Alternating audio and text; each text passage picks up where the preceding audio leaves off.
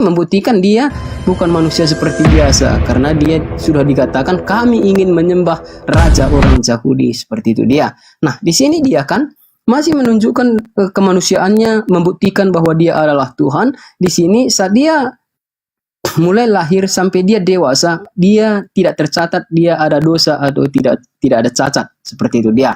Nah, di sini dia sudah membuktikan dia adalah Tuhan, seperti itu. Ini masih kita bahas tentang kemanusiaannya, seperti itu ya. Jadi di sini saya akan menjelaskan tentang khusus kemanusiaan Tuhan saja, walaupun kemanusiaannya dia sudah membuktikan dia adalah Tuhan. Di sini saat dia mau memulai pelayanannya, maka dia dibaptis oleh Yohanes Pembaptis. Siapa Yohanes Pembaptis? Seorang nabi. Nah, seorang nabi ini saat Yesus mau dibaptis, dia berkata kepada Yesus, akulah seharusnya yang engkau baptis, ini engkau datang kepadaku. Nah, tetapi Yesus berkata bahwasannya biarlah itu terjadi agar semuanya nubuatan sudah tergenapi. Seperti itu dikatakan Yesus. Maka Yohanes Pembaptis membaptis dia. Nah, selesai dia dibaptis oleh Yohanes Pembaptis, maka turunlah Roh Kudus berupa burung merpati hinggap di bahunya Yesus. Nah, kalau berbicara tentang manusia biasa, mana mungkin ada seperti itu dia. Lagi-lagi dia membuktikan kemanusiaannya saja, dia sudah membuktikan dia adalah Tuhan. Nah, di sini setelah itu maka ada suara yang berkata dari surga, inilah anak yang kukasihi, maka kepadanya lah aku berkenan, seperti itu. Lagi-lagi dia sudah membuktikan dia adalah Tuhan, seperti itu. Hanya kita berbicara tentang kemanusiaannya saja, namun dia memang sudah terbukti adalah Tuhan. Nah, di sini kita lanjut. Maka di sini setelah dia selesai dibaptis, maka dia dibawa oleh Roh ke padang gurun. Maka di saat dia dibawa oleh Roh ke padang gurun untuk apa? Untuk dicobai, seperti itu dia. Nah, dicobai. Nah, maka di sana dia berpuasa 40 hari 40 malam. Bagaimana mungkin kita berkata dia hanya manusia biasa, kalau manusia biasa pada umumnya mana sanggup 40 hari 40 malam berpuasa. Lagi-lagi dia sudah membuktikan kemanusiaannya saja, dia sudah membuktikan dia. Itu dia. Nah, di sini bisa saya langsung tanggapi, ini terlalu panjang. Belum siap. Nah, di sini dia menunjukkan kemanusiaannya saja, dia sudah terbukti adalah Tuhan kepada seluruh manusia, seperti itu. Nah, dan saat itu dia merasa lapar, dikatakan di sini. Maka si pencoba itu datang. Nah, si pencoba itu yaitu iblis, seperti itu kan. Iblis itu datang untuk mencoba Yesus. Di saat dia merasa lapar, dia dicobai juga. Nah, apa yang dikatakan iblis kepadanya? Jika engkau anak Allah, jadikanlah batu-batu ini menjadi roti. Seperti itu dikatakannya kepada Yesus. Nah, dari mana iblis tahu? Nah, ini menjadi pertanyaan. Dari mana iblis tahu bahwa dia adalah anak Allah? Karena pada mulanya iblis bukan diciptakan, tetapi iblis adalah malaikat yang dilemparkan ke bumi. Nah, maka iblis mengenal bahwa dia adalah anak Allah. Nah, di sini lagi-lagi dia membuktikan bahwa dia adalah Tuhan. Walaupun kita hanya berbicara tentang kemanusiaannya. Cobaan pertama sudah selesai. Kita masuk percobaan kedua. Dibawalah Yesus ke tempat hubungan bait Allah yang tinggi. Maka dari sana iblis berkata kepada dia, jika engkau anak Allah, jatuhkan dirimu ke bawah. Lagi-lagi iblis mengatakan seperti itu. Karena iblis memang mengenal dia pada mulanya, karena mereka bersama-sama pada mulanya di sorga. Seperti itu. Nah, lagi-lagi dia membuktikan dia memang adalah Tuhan. Iblis berkata kepada dia, jatuhkan dirimu ke bawah, sebab ada tertulis, malaikatnya akan datang menatang kakimu. Terlalu banyak poinnya. Aku mau tanggapi banyak kali. Seperti itu. Ya, jangan terlalu panjang, brother. Bentar dulu, ini kan tiga percobaan. Ini bukan ini. Ada 5 poin yang saya catat, coba banyak kali. Bisa nggak satu-satu kita? Bentar dulu. Dengar dulu, Pak.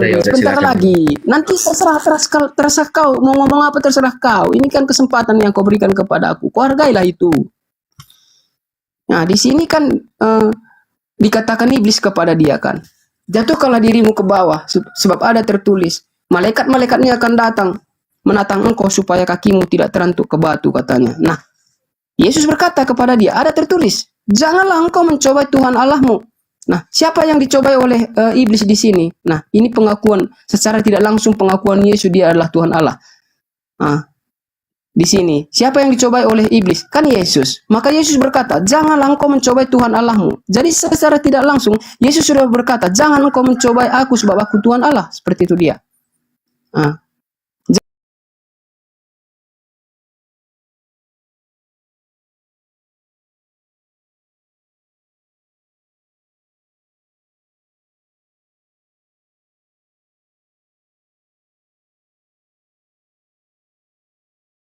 katakan iblis kepada dia. Dia ditunjukkan kepada dia segala kemewahan, kemegahan seluruh dunia. Maka dikatakan oleh iblis kepada dia, semuanya itu akan kuberikan kepadamu, asal saja kamu sujud menyembah aku, katanya seperti itu. Tapi Tuhan Yesus berkata, nyahlah engkau sekalian pembuat kejahatan. Adakah iblis bertahan saat Tuhan Yesus berkata seperti itu kepada iblis? Enggak ada. Berarti dia adalah Tuhan, karena iblis tidak berhak untuk menggoda dia. Nah, silakan kau lanjut. Baik, brother.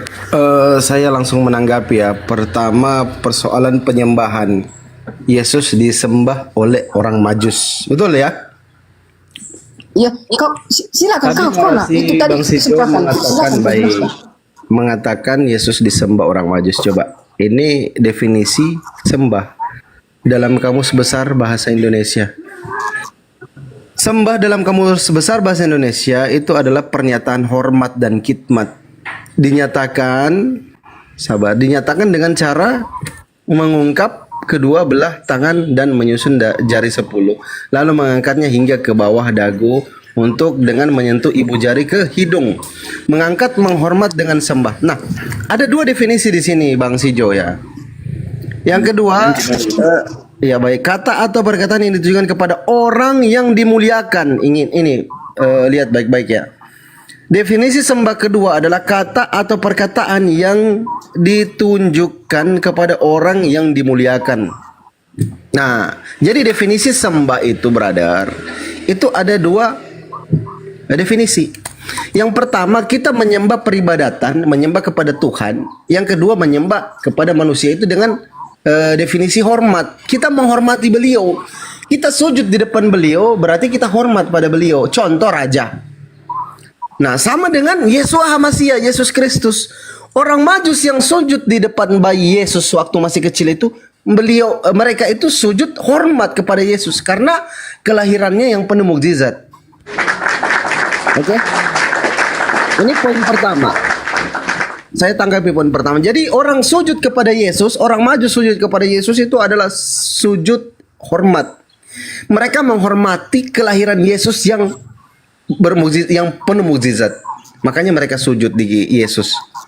Bukan berarti Yesus itu Tuhan. Oke? Itu poin pertama yang saya mau tanggapi. Yang kedua, kita sepakat Yesus itu hamba Tuhan. Menurut Anda, hamba itu setara nggak dengan Tuhannya? Dengan tuannya?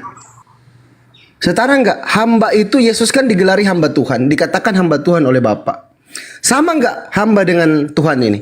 Dengan Bapa? Menurut Anda, silakan Anda jawab dulu. Jawab singkat. Lanjut aja, Pandi, nanti aku tanggapi. Ini yang saya sampaikan ya teman-teman ya, bahwa di dalam Yohanes 13:16 tadi kan kau berikan kesempatan di dalam Yohanes 13:16 Yesus berkata, aku berkata kepadamu, sesungguhnya seorang hamba tidaklah lebih tinggi daripada tuannya, ataupun seorang utusan daripada dia yang mengutusnya. Ini pengakuan Yesus, teman-teman ya. Ini pengakuan Yesus bahwa dia tidak lebih tinggi dari Bapa, tidak setara dengan Bapa. Ini sudah gamblang, sudah nyata, sudah jelas. Nah, ketika teman-teman Kristen mengaitkan Yesus dengan Bapa, menyamakan, menyetarakan, menggunakan dalil-dalil aku di dalam Bapa, Bapa di dalam aku, kamu melihat aku, kamu melihat Bapa, aku dan Bapa adalah satu. Kita harus melihat apa yang dijelaskan oleh Yesus. Apa maksud Yesus mengatakan aku di dalam Bapa, Bapa di dalam aku. Kamu melihat aku sama dengan melihat Bapa. Aku dan Bapa adalah satu. Kalau kita buka dalil di dalam Yohanes 10:25, itu jelas, sangat gamblang ya, saya bukakan ya. Ini banyak kali dalil yang menggugurkan ketuhanan Yesus loh. Nanti aku bukakan semua. Sorry. Nih. Yesus menjawab mereka, aku telah mengatakannya kepadamu. Bentar, aku sambil naikkan. Oke. Aku telah mengatakannya kepada kamu, tetapi kamu tidak percaya. Pekerjaan. Ya, Pekerjaan bukan hakikat ya. Pekerjaan yang kulakukan dalam nama Bapakku, itulah yang memberikan kesaksian tentang aku, kata Yesus. Ini Yesus mengatakan bahwa dia itu melakukan pekerjaan dari Bapa. Apa apa pekerjaan dari Bapa yang dikerjakan oleh Yesus? Kita lihat lagi di dalam Yohanes 17:8. Kita belajar di sini. Ya. Nah, ini pekerjaan Yesus. Sebab segala firman yang engkau sampaikan kepadaku telah kusampaikan kepada mereka dan mereka telah menerimanya. Mereka tahu benar-benar bahwa aku datang daripadamu dan mereka percaya bahwa engkaulah Bapa. Engkaulah yang telah mengutus aku, kata Yesus. Bukti Yesus melakukan pekerjaan adalah menyampaikan firman. Dalam Yohanes 3:34. Nah, aku bukakan lagi. Nih. Sebab siapa yang diutus Theos, dialah yang menyampaikan firman. Firman Theos. Ini bukti Yesus. Kenapa di situ? Sebentar dulu. Bentar dulu. Sebab di situ Allah katanya, kenapa kau buat Theos? Ya Theos memang. Kenapa rupanya? Tapi di situ yang kau baca itu kan salah. Kenapa kau buat Theos? Ini Theos, bukan Allah. Tidak ada terjemahan Lembaga Bimbel Itu kan Indonesia. Allah katanya itu. Assalamualaikum warahmatullahi wabarakatuh. Ada mataku pandi. Ada mataku. Warahmatullahi wabarakatuh. Siap. Bentar dulu. Itu ada mataku, Pandi. Kenapa kau buat Theos? Iya, Gurunda silakan dididik jemaat. Kamu lah, Pandi. Ngapain kau kasih sama Bang Juma dulu? Ini kan antara kita berbicara. Nanti kita ngomong sama Bang Juma. Theos itu. Santai lah. Theos Artinya gini, Pandi. Kalau Allah di situ, katakanlah Allah. Janganlah kau ubah-ubah. Aduh. Silakan Gurunda. Kenapa kamu lah? Sama Bang Juma bentar aja. Oh iya, lanjut Dinda Pandi, lanjut. Yes, soal nama Allah itu, Bro Sijo. Itu pertama ya, poin pertama itu tidak terdapat Enggak apapun itu. Bentar, dengarkan dulu makanya, dengarkan kalau dulu. ditulis di situ Allah aja baca. Ya itu salah terjemahan, nggak mau aku baca. Salah terjemahan itu.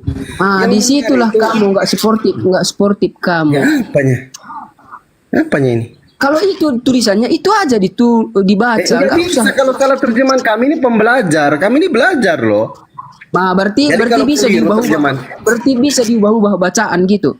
Iya bisa, kalau keliru terjemahannya kita luruskan. Islam itu meluruskan bacaan yang keliru. Kan belum kau menerjemahkan belum disuruh kau menerjemahkan. Itu kan saat kau membaca itu.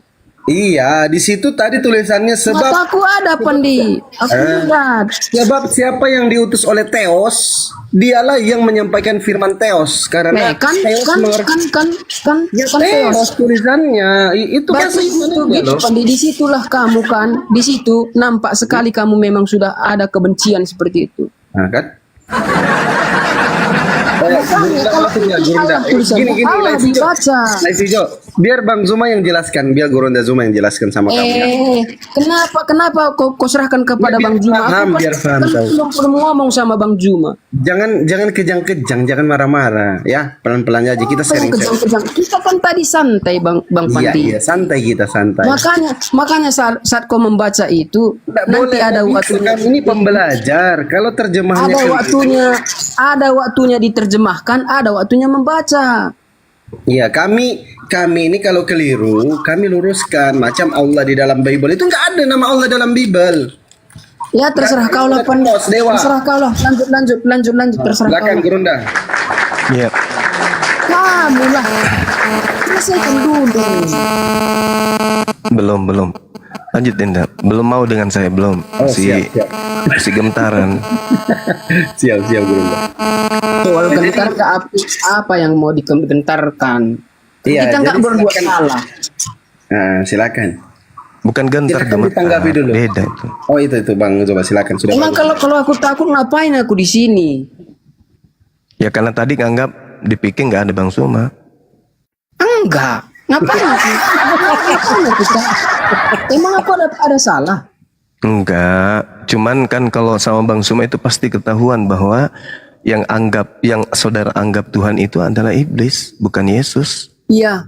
Gini Bang, tadi Bang Juma kan udah nggak mau lagi ngomong Pandi. Iya kan ada Gurunda saya, ada abang saya, ngapain saya ngomong? Untuk menjawab itu baca aja Yohanes 8 Yohanes 8 nomor 29 Bang. Dan Bapa yang mengutus aku, Bapa menyertai Enggak aku. apa-apa Bang Juma, tapi tadi aku belum selesai sama Bang Pandi. Sama aja. Dia tadi sudah suruh aku jelaskan, udah aku jelaskan. Namun dia belum ku dapat penjelasannya. Kan dia bukannya orang lain. Nah ini saya simpulkan, kenapa Yesus mengaku aku dan Bapa adalah satu? Jawabannya cuma satu. Ada di dalam Yohanes 8:29. Bapa yang mengutus aku, Bapa menyertai aku, Bapa tidak membiarkan aku seorang diri. Jadi gini, Sebab Bang aku Pandi nggak mau senantiasa lagi. Ini berbuat udah diserahkan apa yang sama Bang Juma gitu. berkenan kepadanya. Ya tadi kan Anda sudah dengarkan, diserahkan kepada saya. Kenapa? Mau turun? Mau turun Apa dia Bang? gentar kali sama kita, Gurunda, gentar dia, jangan. Ya karena pasti ketahuan kalau di dalam diri saudara Sijo ini ada makhluk halus yang menuntun dia menyembah Emang kepada. ada maksud halus di tubuhku? Ada dong. Silakan dikeluarkan. Nah oke, betul yakin? Yakin? Ya, Dikeluarkan oke. kalau Oke, memang ada. saya merukia Anda pakai Bible, boleh ya? Rukiah sama siapapun aku nggak akan bisa. Oke, baik. Oke. Sekarang begini, Bung. Ketika Yesus mengatakan penyesat datang dengan memakai nama Yesus, apakah Anda percaya? Apa? Yesus berkata akan datang penyesat dengan memakai nama Yesus. Kalau Yesus yang berkata semua aku percaya. Oke, nah ini sudah mulai masuk nih. Yesus berkata, waspadalah kepada penyesat yang datang kepadamu dengan memakai nama Yesus dan berkata, akulah Yesus. Anda percaya itu kan? Kalau Yesus yang berbicara, aku percaya. Oke, waktunya sudah dekat, jangan kamu percaya. Jangan percaya kalau ada makhluk datang mengaku Yesus. Kenapa Anda tidak mendengarkan ucapan Yesus tadi? Kalau Yesus yang berbicara, aku percaya apapun dikatakannya. Oh, kalau begitu jangan percaya kepada makhluk yang datang kepada Paulus yang mengaku Yesus. Kalau bukan Yesus, aku tidak percaya. Kan Yesus yang berkata, Bung. Lukas 21 nomor 8. Waspadalah kepada penyesat yang datang kepadamu dengan memakai nama Yesus dan berkata, akulah Yesus, waktunya sudah dekat. Jangan kamu percaya. Kalau Yesus yang berbicara, apapun dikatakannya, aku percaya. Terus kenapa Anda percaya kepada pemberitaan Yesus yang datang kepada Paulus? Iya kan karena Yesus yang berbicara. Itu bukan Yesus yang datang kepada Paulus. Itulah Yesus, itulah penyesat yang mengaku Yesus itu. Kalau Yesus ku bilang, kan Yesus ku bilang ini. Apapun ceritanya, kalau Yesus yang berbicara, aku percaya. Saudara, Yesus berkata, waspadalah kepada iblis yang datang kepadamu dengan memakai nama Yesus. Apakah Anda percaya ucapan Yesus bahwa akan datang penyesat? Kalau Yesus yang berbicara, apapun dikatakannya, aku percaya. Yesus berkata akan datang penyesat, iblis mengaku Yesus. Anda percaya? Kalau Yesus yang berkata, apapun yang dikatakannya, aku percaya. Terus kenapa Anda menjadi Kristen kalau begitu? Kalau Yesus yang mengatakannya, aku bilang sama Bang Juma, abang nggak ngerti. Abang yang tidak ngerti. Apapun yang dikatakan Yesus kepada Rasul Paulus, aku percaya. Di mana Yesus, anak Maria pernah bertemu Yesus? Nah ini dia, di sini intinya. Di mana Di saat Yesus dia mau menganiaya pengikut Kristus kan berjumpa dia. Oke, tahun berapa itu? Iya kalau tahunnya nggak tahu aku ke tahun Enggak tahu. berapa. Yesus terangkat ke langit usia berapa? 33. Itu pun nggak ingat aku. 33 Iya, tahun. iya. Nah, Iya. Paulus mengaku bertemu makhluk di tahun 52. Yesus sudah tidak ada di bumi di tahun 33. Intinya apapun yang dikatakan Yesus kepada Rasul Paulus, aku percaya, Bang. Saudara, Yesus tidak ada lagi di bumi di tahun 52. Tapi Yesus menampakkan diri. Berarti Yesus sudah datang kedua kalinya pada saat itu. Belum naik dia ke surga, Bang. Siapa bilang? Siapa bilang belum naik? Yesus naik ke surga itu tahun 33. Paulus menulis kitabnya mulai di tahun 52. Berarti ada selisih berapa tahun? 20 tahun lebih. Yang ditemui Paulus di padang gurun itu siapa? Yesus. Sudah tak ada Yesus. Yesus Tidak ada yang lagi. dikatakan di Alkitab ini, Yesus yang dia katakan. Yesus sudah terangkat ke langit di tahun 33. Sebelum dia terangkat, dia berkata, waspadalah kepada penyesat yang akan datang kepadamu dengan memakai nama Yesus. Nah, Yesus terangkat di tahun 33. Tahun 52, makhluk halus datang mengaku Yesus. Itu bukan Yesus. Makanya Yesus berkata di dalam Matius 24:23, waspadalah jika ada orang berkata ada Yesus di sini. Apapun yang dikatakan Bang Juma, roh yang ada padaku ini tidak akan bisa keluar, Bang. Keluar kalau Anda menggunakan akal. Nggak bisa keluar. Kalau nggak Anda bisa menggunakan keluar. akal pasti keluar. Silahkan abang buatlah bagaimana caranya. Oke. Oke ya. Saya bacakan dulu di dalam 2 Korintus ini. 2 Korintus ini adalah ucapan iblis yang Jangan kaget nanti kalau aku berbicara, kalau aku mati Dengar, Bang. saat ini pun aku mati, aku tetap pasti percaya neraka, masuk surga. pasti neraka, Masuk surga. Pasti Detik neraka. ini pun aku siap. Pasti neraka. Detik ini pun aku siap. Pasti aku Matius masuk. 7:22 sampai 23 Kristen wajib masuk neraka pasti. Silahkan Anda buat keluar roh-roh yang ada padaku Oke. ini. Karena Yesus berkata, roh Oke. yang ada padamu lebih kuat daripada, Ya. lebih besar daripada roh yang ada di dunia itu ini. bukan Yesus anak Maria, itu yang Yesus penyesat itu. Dengarkan dulu saya, dengarkan dulu. Silakan. 2 Korintus 10 nomor 5. Aku Paulus mematahkan pemikiran orang yang cerdas dan merubuhkan kekuatan manusia tentang pengetahuan. Tuh, Paulus mematikan akal. Itu dulu. Kemudian, ketika akal Anda sudah mati, Paulus mendokma masuk semua ilmu-ilmu setan ke dalam diri Anda. Nah, sekarang mari kita buktikan bahwa dalam diri Anda itu setan, bukan. Kalau ada silahkan keluarkan. Oke, baik. keluarkan. Syaratnya satu, mau ikuti kemauan saya. Mau. Syaratnya, oke, gunakan akal. Gunakan akal, boleh? Silahkan keluarkan roh yang ada pada saya. Tapi Bang. pakai akal, pakai akal, boleh? Anda gunakan akal Anda, boleh? Silahkan Bang Juma. Anda pakai akal atau cuman mau beriman ini, percaya saja? Pakai semua silahkan. Oke, baik. Kalau bisa Oke. Yesus berkata di dalam Matius 24, waspadalah kepada penyesat yang datang kepadamu dengan memakai nama Yesus. Apakah Anda percaya? Apapun yang dikatakan Yesus aku percaya. Saya tidak tanya itu, Bang. Saya tidak tanya itu. Apakah Anda percaya? Apanya? Yang mana? Mana ayatnya? Matius 24 nomor 4. Bentar ya. Ya. Matius 24 ayat 24 ya. Ayat data nomor 4 dan data nomor 5. Matius 24 ayat berapa, Bang? 4 dan 5. Oke, jawab Yesus di sini, Bang ya. Benar itu? Ya.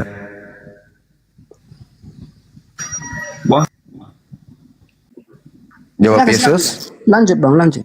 Ya, jawab Yesus, waspadalah kepada siapa? Pada siapa ini? Waspadalah. Jawab Yesus kepada mereka, waspadalah supaya jangan ada orang yang menyesatkan kamu, sebab banyak orang akan datang dengan memakai namaku dan berkata, akulah Mesias, dan mereka akan menyesatkan banyak orang. Nah, sekarang pertanyaan saya. Ya, bertanya, silakan. Apakah Anda percaya ucapan Yesus bahwa akan datang banyak orang memakai nama Yesus dan berkata dia adalah Yesus? Percaya. Percaya. Oke. Nah, artinya Anda percaya bahwa akan muncul Yesus palsu. Percaya. Nah, Yesus palsu kan akan datang. Ya. Nah, Karena ini kan judulnya permulaan penciptaan. Silakan. ya. Nah, sekarang Yesus palsunya datang menyesatkan banyak orang. Betul? Iyalah, namanya juga Yesus palsu. Nah, sekarang yang disesatkan banyak orang, mana orang yang banyak itu yang mengikuti Yesus palsu itu? Itu dulu. Iya, semua yang mengikut lah, Bang. Oh, berarti kalian? Bukan hanya Udah mulai? kami, semua lah. Semua. Berarti kamu sudah kena kan? Kenapa? Loh, tadi saya bertanya, kata Yesus, sebab banyak orang akan datang dengan memakai namaku dan berkata, akulah Mesias, dan mereka akan menyesatkan banyak orang. Nah, Iya. artinya ada Yesus palsu yang akan menyesatkan banyak orang. Betul? Tapi dikatakan kan di sini waspadalah kata. Ya, waspada. Ucapan Yesus ini kepada siapa? Ucapan Yesus. Hati-hati. Arti waspada itu hati-hati. Iya, terhadap hati-hati. mereka. Oke. Nah, ini Yesus berbicara kepada siapa? Kepada orang Yahudi atau kepada orang Kristen? Semua orang, Bang. Oh, jangan. Saya bilang tadi gunakan akal. Kristen belum ada di sini. Ketika Yesus melakukan penginjilan, Yesus hanya penginjilan kepada Bani Israel saja, orang Yahudi. Tak ada orang Kristen. Oke? Iya, Masuk? Iya. Masuk. Berarti Yesus berpesan kepada Yahudi agar jangan percaya kepada di luar Yahudi yang ngaku-ngaku bertemu dengan Yesus. Betul? Ini kan udah dikatakan, Bang, waspadalah supaya jangan ada orang yang menyesatkan kamu. Nah, kamu di sini Yahudi kan? Hati-hati. Ya, hati-hati. Bang. Jadi orang-orang Yahudi harus berhati-hati, betul? Iya, betul, hati-hati. Nah, berhati-hati kepada Yesus palsu. Iya, betul. Nah, Yesus asli datang kepada Bani Israel. Yesus palsu datang di luar Bani Israel, betul? Itu menurut Abang. Lucu kali. Hah? Aduh, berbelit-belit kau ngomong Juma.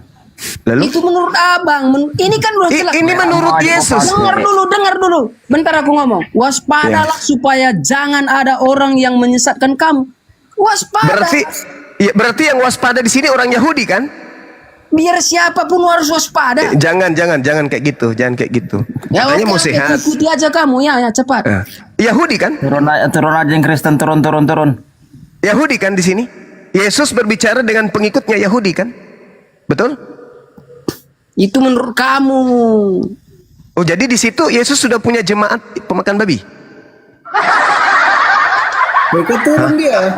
Lari kabur. Ketahuan, ku bilang saya bisa meruqyah kalian pakai Bible. Udah ku bilang. Ku ruqyah saudara-saudara Kristen pakai Mematikan Bible. langsung kalau itu Gurunda. Mematikan. Iya. Ku keluarkan iblis yang ada di dalam kalian, ku keluarkan. Tapi satu syarat, pakai akal. Kalau Anda tidak menggunakan akal, Anda nggak bisa sembuh. Karena orang yang tidak menggunakan akal itu orang gila. Kalau Anda waras, maka gunakan akal dalam beragama. Gitu. Gunakan akal dalam beragama. Jangan tidak menggunakan akal. Kalau kayak Ale ini mengaku kalau dia tidak gunakan akal. Orang normal fisik, ada tangan, ada kepala, bentuk fisiknya manusia, tapi tidak menggunakan akal, itu orang apa namanya? Orang gila. Menyembah makhluk yang ngaku-ngaku Yesus kepada Paulus itu adalah sebuah kegilaan. Kenapa? Bible mengatakan waspada. Waspada kepada Yesus palsu yang datang memakai nama Yesus dan akan menyesatkan banyak orang. Kenapa Kristen tidak waspada? Karena Kristen korban.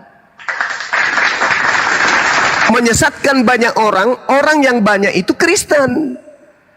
Kenapa mereka tidak sadar? Nah, dia butuh apologet Islam untuk menyadarkan. Kayak saudara Ale ini, dia pernah mengatakan bahwa orang Kristen itu tidak pakai akal, tapi pakai iman dan perbuatan. Halo. Ya, halo Bang, halo. Halo. Ya. Udah dibaca sampai full itu Bang, ayat itu Bang. Saya baca Bible itu dari Kejadian sampai Wahyu. Alhamdulillah. Ya, alhamdulillah. Makanya saya banyak menerapi orang sakit. Maka Injil itu diberitakan kepada semua bangsa kan bang? Injil yang mana dulu? Tuh, yang Yesus sampaikan dong. Oh, Yesus tidak mengenal perjanjian baru. Oh, Oh, berarti aku nggak baca sampai full ayat tadi itu tadi. saya baca. Oh, Dan baca, saya Bang. paham. Justru Baca, karena baca, saya sadar, Bung, sabar. Justru karena saya baca Bible, saya tahu kalau Bible itu bukan Injilnya Yesus. Baik. Makanya tadi saya berdebat di sebelah orang Kristen, dia mengaku kalau Markus itu bukan firman Tuhan. Baik. Saya Sedangkan bacakan yang ayat 14 Yesus ya, Bang, sabar dulu saudara, sabar. Oke, Saya tanya oke. dulu. Menurut saudara, yang keluar dari mulut Yesus itu firman Tuhan atau karangan Yesus? firman Tuhan. Nah, sekarang perjanjian baru ini itu firman Tuhan atau yang keluar dari mulut pengarang sendiri? Firman Tuhan. Oh, berarti Segala siapa yang tulisan yang aku ilhami ya kan bermanfaat untuk mengajar. Ya memang betul yang diilhami Tuhan. Betul yang diilhami Tuhan itu betul. Sekarang penulisan Paulus ini diilhami siapa? Diilhami oleh Roh Kudus, oleh Yesus. Katanya tadi Tuhan. Gimana kok lari? Loh, Yesus kan Tuhan, Bang. Di mana Yesus dikatakan bahwa menerima Yesus itu adalah Tuhan?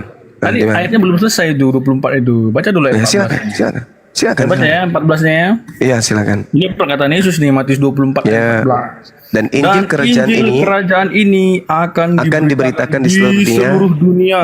Oke. Menjadi kesaksian bagi seluruh bangsa. Oke, baik. Sesudah itu Pertanyaan saya. barulah tiba kesudahannya. Pertanyaan Itu saya, mantap sabar. Yesus jadinya, Bang. Oke. Pertanyaan saya, Injil yang dimaksud Yesus itu yang mana?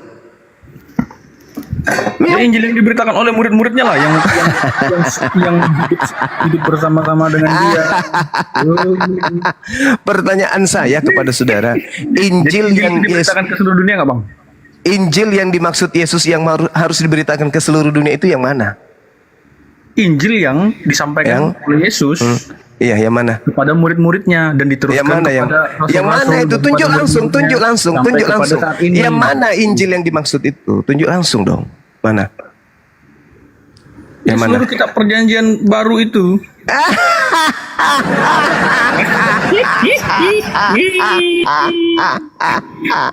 Jadi udah jelas, Bang. Makasih Bang ya, aku dapat jadi insight baru ini dari ayat ini ya.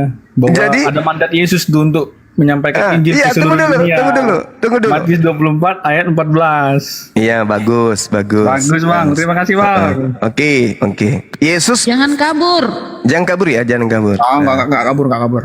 Oke, sekarang begini. Kalau Anda mengatakan seperti itu, pertanyaan saya kepada saudara, Yesus mengajarkan Injil itu tahun berapa? Tahun 30 sampai 33. 30 sampai 33. Perjanjian baru kitab Anda itu ditulis kapan? Perjanjian baru itu ditulis pokoknya selesai di abad pertama lah. Ya, berarti Injil yang dimaksud Yesus adalah Apa? apa? Enggak apa? Injil yang dimaksud Yesus. Iya dong. Jadi apa yang sudah disampaikan itu diceritakan, ya kan? Diceritakan Memang kepada awalnya siapa? by verbal, ya kan? By verbal nih dari murid-murid kepada Contoh verbal, Markus. ya kan? Oke, Markus. Iya Contoh dong, kita ambil baru Markus. Kemudian dibukukan, kan begitu. Oke. Contoh nih. Contoh. Yesus Anda katakan mengajarkan Injil dari tahun 30 ke 33. Markus Ya. hadir nggak di situ? Bu Markus murid Yesus hadir dong. Mana dalilnya? Tunjuk. Nggak ada di Alkitab, nggak ada dalilnya. Ya kan? Tapi kan mereka itu saksi, Bang. Oh, bentar ya, saya buka di. Kalau dia saksi, Satu Yohanes kalau ya, dia Bang, ya. saksi ada dong di situ. Ada dong di situ kalau dia saksi. Saya tanya Markus dulu. Di mana Markus pada saat Yesus melakukan penginjilan selama 3 tahun? Loh, Markus kan murid Yesus, Bang. Di mana tertulis Markus murid Yesus? Loh, murid Yesus itu kan ada 70, Bang. Di Bukan mana cuman- tertulis? Bang. Bukan Di cuma mana 12 tertulis? orang. Salah, Iya. Bang Juma berpikir Anggaplah murid 1000, cuma anggaplah 12 1000 salah. terlalu Yesus sedikit kalau mengutus 70. 70 Anggaplah murid. 1000, Nggak anggaplah bilang 1000. gitu. Injil bukan tulisan.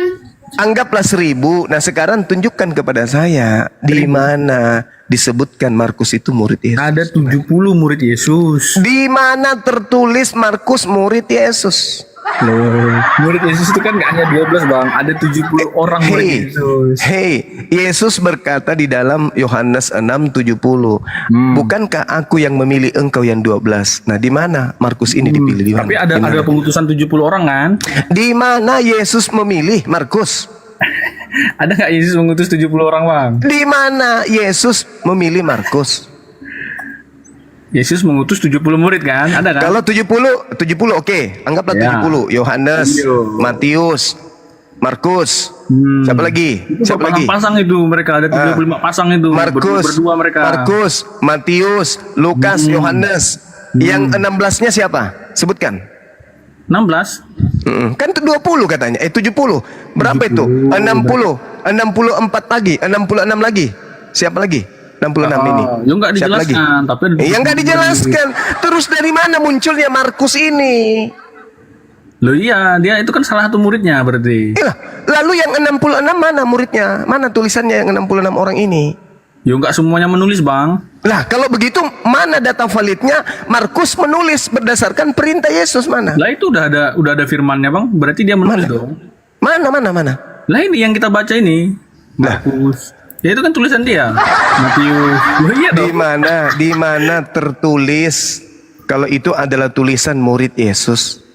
Tunjukkan aja pengakuan Markusnya. Markusnya yang mengaku aku adalah murid Yesus itu di mana? Loh murid Yesus kan nggak cuma 12 bang. Gue bilang tadi. Bukan itu pertanyaan saya. Ada 70 Bukan itu muridnya. pertanyaan saya.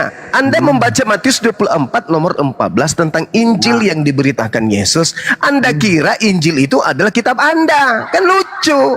Anda sendiri mengaku kitab Anda ditulis seabad setelahnya. Yesus di tahun 30 sampai 33. Kalau Markus menuliskan nanti di abad kedua, pertanyaan saya, Markus ini penghafal.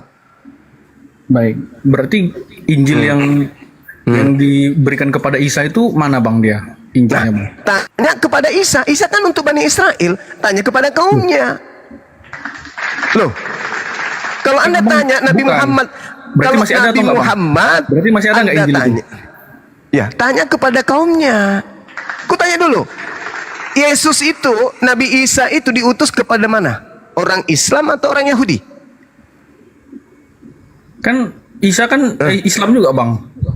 Iya, kami beriman Nabi Isa Isa, itu- diutus. Isa itu beragama apa dia, Bang? Kami beriman kepada Nabi Isa kalau dia diutus untuk Bani Israel. Anda Oke. bertanya mana Injilnya? Tanya siapa? Tanya Bani Israel. Oke. Isa itu berarti Jangan beragama tanya Islam, saya. Pak? Kenapa? Isa itu Islam nggak dia?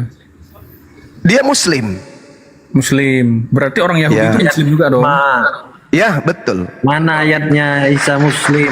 Orang Yahudi itu Muslim dong berarti. Ngerti Muslim nggak? Berserah diri. Ya, mana Berserah dalilnya? diri. Nabi Isa Injil alaihissalam bukan dalam tulisan. Injil bukan tulisan. Nabi Isa alaihissalam dinyatakan dalam Al-Quran surah Al-Ma'idah ayat 116-117. Kalau dia itu mengatakan satu pernyataan-pernyataan yang difirmankan Tuhan kepadanya dan tidak mengatakan perkataan di luar itu semua. Berarti dia Muslim. Fattakullah wa ati'un. Hadza siratul mustaqim. Berarti dia nggak Isa Islam. Apa? Berarti dia bukan Islam. Dia berserah diri kepada Allah. Dia Muslim. Berarti bukan Islam. Muslim itu adalah orang. Bang Juma Muslim atau Islam? Saya Islam.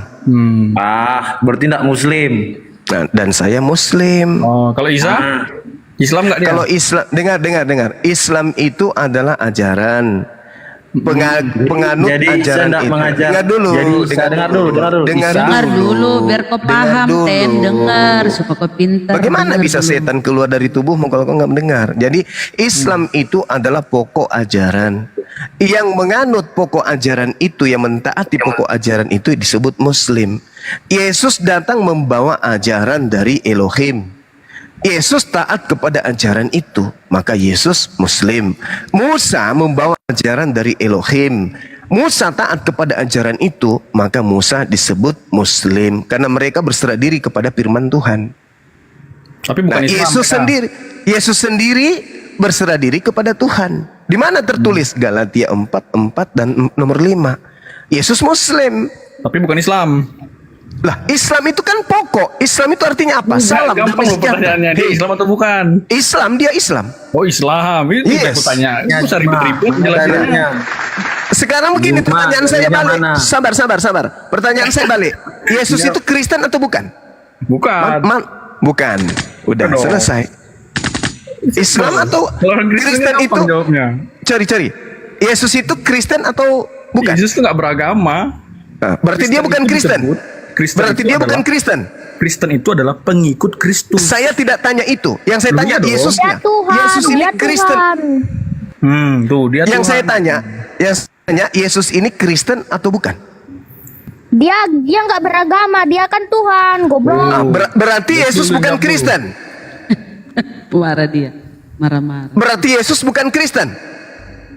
Juma Muhammad. Enggak, tunggu dulu Kristen Ali. itu kan kepercayaan Bang Juma. Sekarang yang saya tanya bukan itu, yang saya tanya Yesus ini Kristen atau bukan? Loh, Kristen itu kan kepercayaan. Saya tidak tanya itu, Bang. Yang saya tanya Yesusnya. Loh, Yesus kita kan mesti Kristen atau definisikan dulu dong. Tunggu dulu. Apa, supaya kita bisa jelaskan gitu loh. Tunggu dulu. Yesus itu Kristen atau bukan? Jawab. Ya, bukan. Dia tidak oke. beragama. Bukan ya? Masa Tuhan beragama? Oke. Bukan ya? Nah, sekarang Ya. pertanyaan saya. Yesus itu Yudaism atau bukan? Bukan. Hah? Hah? Bukan lah. Bukan. Bukan dong. Jadi Yesus ini ateis. bukan. Tidak beragama. Bukan. Hah? Bukan Lalu? juga. Lalu? Sekarang Bukan kalau Yahudi, bukan Kristen. Gini. Lalu apa? Gini Bang Juma. Lalu apa? Lalu Sekarang apa? gini. Mau tahu jawabannya? Loh, bukan. Dengar dulu. Ibrani 5 nomor 7. Dia bukan Juma Yahudi, dan Ian. dia bukan Kristen, tapi Yesus adalah seorang Muslim. Dia anak yang soleh. Baca Ibrani 5 nomor 7. Yesus anak soleh. Nah, ini cocok logi Sekarang namanya. enggak. Kau baca Betul. Ibrani 5 nomor 7. Aduh. Baca.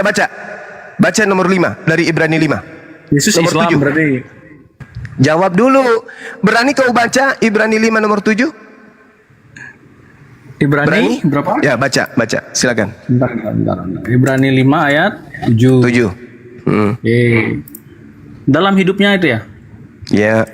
Dalam hidupnya sebagai manusia, ia telah mempersembahkan doa dan permohonan dengan ratap tangis dan keluhan kepada Dia yang sanggup menyelamatkannya dari maut, dan karena kesalehannya ia telah didengarkan. Lanjut. Yesus anak soleh atau bukan? Yesus Gimana anak Islam soleh itu? atau bukan? Yesus anak soleh atau bukan? Oh, dia itu role model ketaatan bagi umat manusia. Cuma saling yang kamu maksud bagaimana? Dia menggantikan Adam yang tidak taat itu menjadi manusia yang sebentar. Soleh yang kamu Saya maksud ulang bagaimana, Bang Juma? lagi. Di data Bible Sebentar, Anda, sebentar. Yesus disebut Kristiani atau Yesus disebut soleh? Soleh yang kamu maksud bagaimana, Juma? Udah, enggak usah aku pelintir lagi jidat lebar. Yang pasti, ketika saudara membaca Bible Yesus disebut anak soleh, berarti dia Muslim. Oh, kok gitu? Lah, anak soleh, orang soleh itu Muslim. Lah, kok gitu? Kesimpulan Lalu? apa itu? Lalu Jangan menurut paksakan saudara, kali, Juma. lalu Apa menurut hukumnya saudara kalau soleh soleh itu itu? apa? Menurut saudara soleh itu apa? Soleh itu artinya taat dia. Yesus Nah, itu berarti makanya Yesus dia taat tadi, Yesus kepada siapa? itu Taat kepada siapa? role model ketaatan. Taat kepada Dalam siapa? kemanusiaannya dia Taat taat kepada- sampai mati di kayu salib itu. Alhamdulillahirabbil. Berarti dia Muslim. Kan tadi Muslim adalah orang yang taat menjalankan perintah Tuhan. Yesus Awal. soleh, Yesus taat. Awal. Muslim itu berserah diri, bukan Ya, taat. berserah diri. Yesus berserah diri kepada ketaatan. Apa yang diperintahkan Tuhan kepada Yesus, Yesus lakukan. Betul atau tidak? Betul. Nah, ya sudah. Berarti Yesus berserah diri melaksanakan segala apa yang diperintahkan. Yohanes 4 nomor 34. Makananku adalah melakukan pekerjaan yang diperintahkan Bapa untuk aku kerjakan. Betul? Betul? Betul? Betul? Memang role Berarti model Yesus kehidupan kita ini itu haruslah Yesus Bang Juma. Oke, Role model oke, kita ini harus bagus, Yesus, bukan yang bagus. lain. Oke, kalau begitu, Karena dia role model ketaatan itu Bang Juma. oke, bagus, bagus. Nah, Iya sekarang, dong. oke, Tidak ada sekarang manusia kalau, yang tidak taat. oke, Adam oke, pun- bagus, Adam pun bagus. membangkang ya. Makanya Oke, Bang Juma. oke, oke, Beritakan baik, tentang Yesus baik, terus, Bang baik, Juma. baik. Nah, sekarang permasalahannya di sini. Yesus ketika kita lihat, andai saja hidup hari ini Yesus itu, lalu kita lihat caranya dia beragama, caranya dia taat kepada perintah Tuhan, dia nampak seperti Kristen atau dia nampak seperti Islam? Jawab yang jujur. jangan mengandai-andaikan sesuatu yang Hei, bisa, Anda nggak bisa, mengatakan, Bang. Anda mengatakan, dengar, diam. logical Anda fallacy mengatakan, namanya. Nggak bisa. saudara, Nggak bisa saudara mengandaikan host di sesuatu yang mute sudah dulu, terjadi. di mute dulu, di mute dulu, di mute, di mute, di mute, di Aku mute. belum bisa mute host, saudaraku. Belum Dengarkan bisa. saya, dengarkan saya. Andai saja kemudian Yesus Anda lihat pada saat dia datang di tengah-tengah Bani Israel, prosesi yang dilakukan dalam hidup keagamaannya, dia itu nampak seperti Islam atau dia nampak seperti Kristen? Jawab dengan jujur. Jujur. Silakan buka mic. Kristen. Anda lihat, Karena dia mengajarkan kasih. saya tidak. Dia mengajarkan kasih.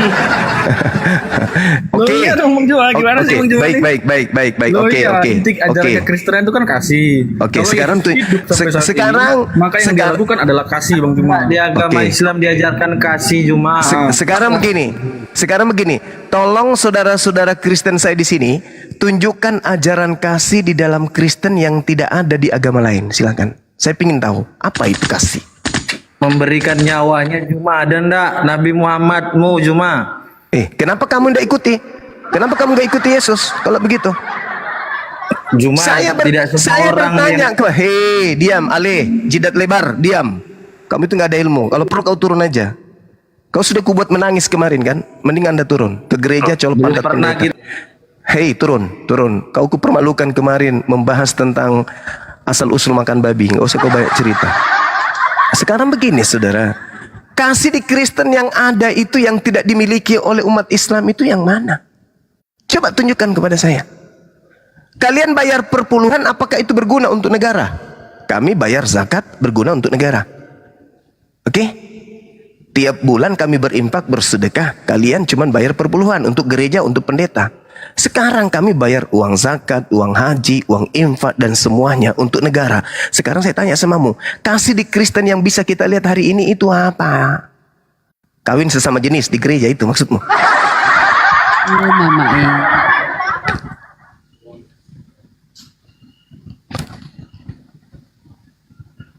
Ayo. Apa ini? Konteksnya apa nih? Mana kasih di Kristen yang bisa kita lihat hari ini yang tidak ada di agama Islam? Banyak. Iya, contoh satu aja dulu. Jangan banyak, satu aja dulu. Loh iya dong. Apa? Sama dong. Apa satu? Apa satu ini? Apa satu? Mengasihi sesama. Mengasihi sesama. Kasih bukti dong, kasih bukti mengasihi Banyak sesama. Bang Juma. Iya, yang mana itu? Orang Kristen itu orang-orang Yang mana? kasih kepada sesama.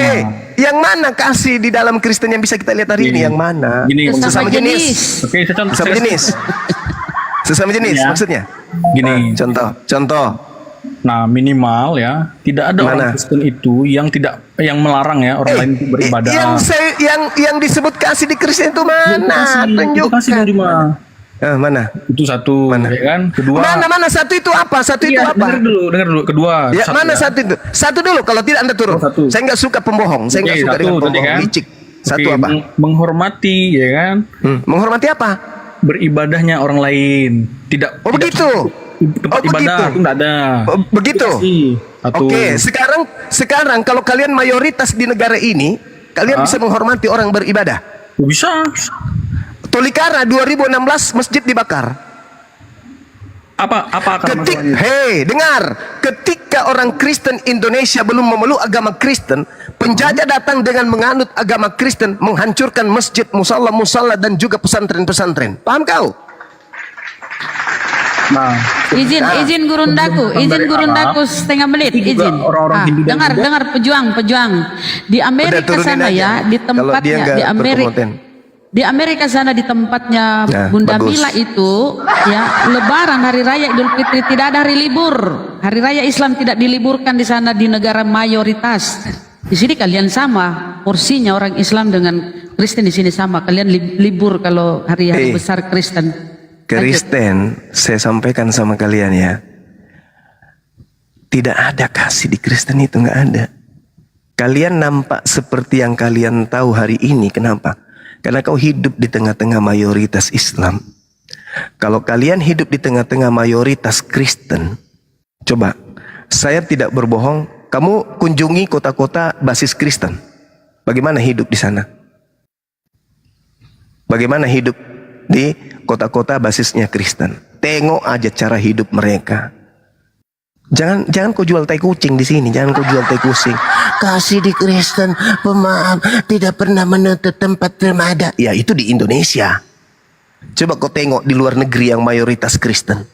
Bagaimana perlakuan mereka kepada minoritas.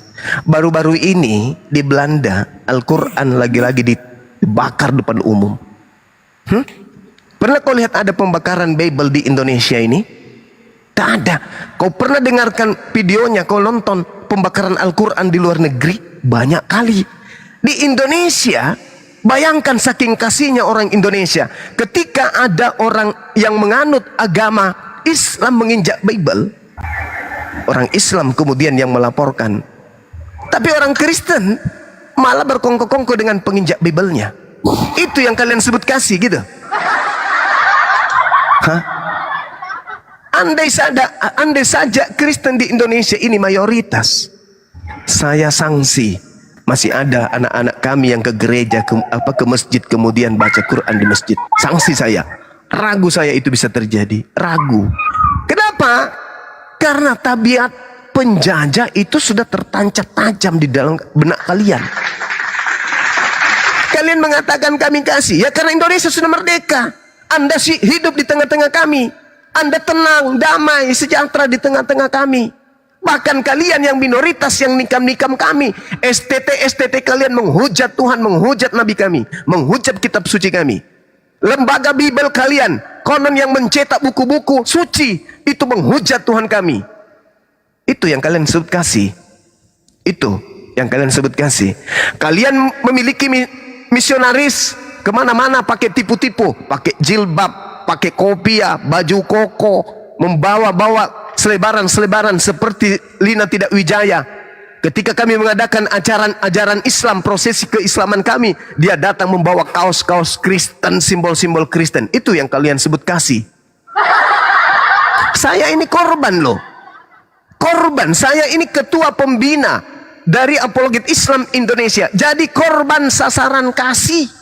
Pada saat saya melakukan prosesi agama saya, didatangi oleh pelacur agama bernama Lina Tidak Jaya. Dibagi-bagikannya kaos Kristen kepada kami yang beragama Islam. Lalu setelah saya bakar bajunya, saya dilaporkan kemudian oleh Lina Tidak Wijaya. Itu ajaran kasih. Kasih kampret, tai babi. Tai babi. Ajaran kasih kayak gitu. Kalau ajaran kasih itu datangnya dari rahmat, ini datangnya dari penjajah. Hei, Kristen masuk ke Indonesia itu dari penjajah.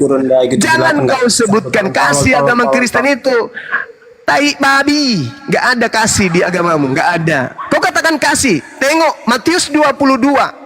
Apa yang diterangkan di sana di Matius 22?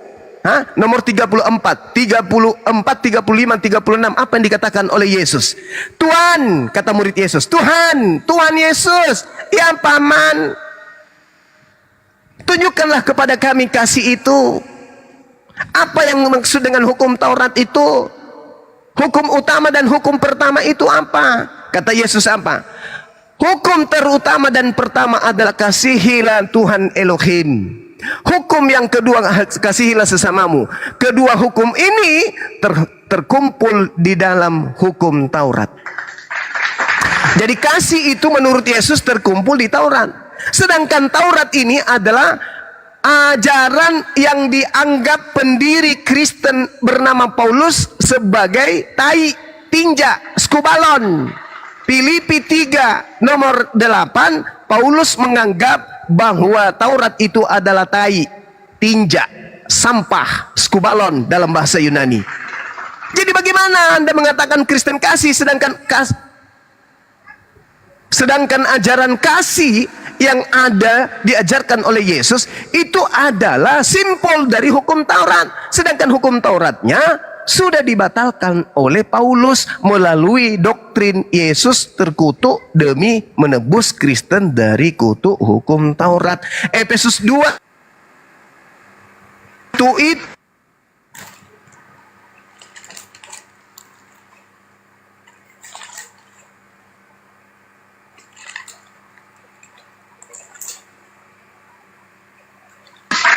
makanya tadi saya minta tunjukkan satu ajaran kasih di Kristen yang tidak dimiliki oleh umat Islam. Katanya apa?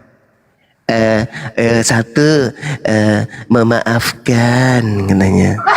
Hei, kalau Islam itu tidak memaafkan, ketika penjajah 350 tahun menjajah, membunuh, merampok, memperkosa, merampas, menjadikan jutaan anak-anak menjadi yatim, wanita menjadi janda, jutaan dibuat oleh Kristen. Dengan notabene politik datang merampas rempah-rempah di Nusantara ini. Begitu dia pulang, gerejanya masih berdiri, bahkan dia mendirikan lembaganya masih ada. Coba, apakah umat Islam yang memperjuangkan kemerdekaan merubuhkan gereja peninggalan Belanda? Tidak. Itu baru disebut pemaaf. Pemaaf. 350 tahun kita berdarah-darah dibuat oleh penjajah Belanda. Harusnya kalau Islam itu tidak kasih, maka tempat-tempat ibadah penjajah laknatullah ini diratakan dengan tanah. Pengikut-pengikutnya, antek-anteknya, mata-matanya, budak-budak seksnya, tukang cuci piringnya, tukang lap gerejanya, tukang kebunnya, semuanya kita ratakan dengan tanah. Tapi buktinya enggak kan? Kalian masih ada kan? Keturunan dari pengikut Belanda masih ada kan kalian? Masih. Bang Suma, kasih itu apa? Kasih itu adalah ketaatan. Di mana? Coba buka. Apanya? Buka dalilnya. Matius 22 nomor 38 tadi. Kamu tidak dengar? Matius berapa? Matius 22. Nah ini bahaya ini.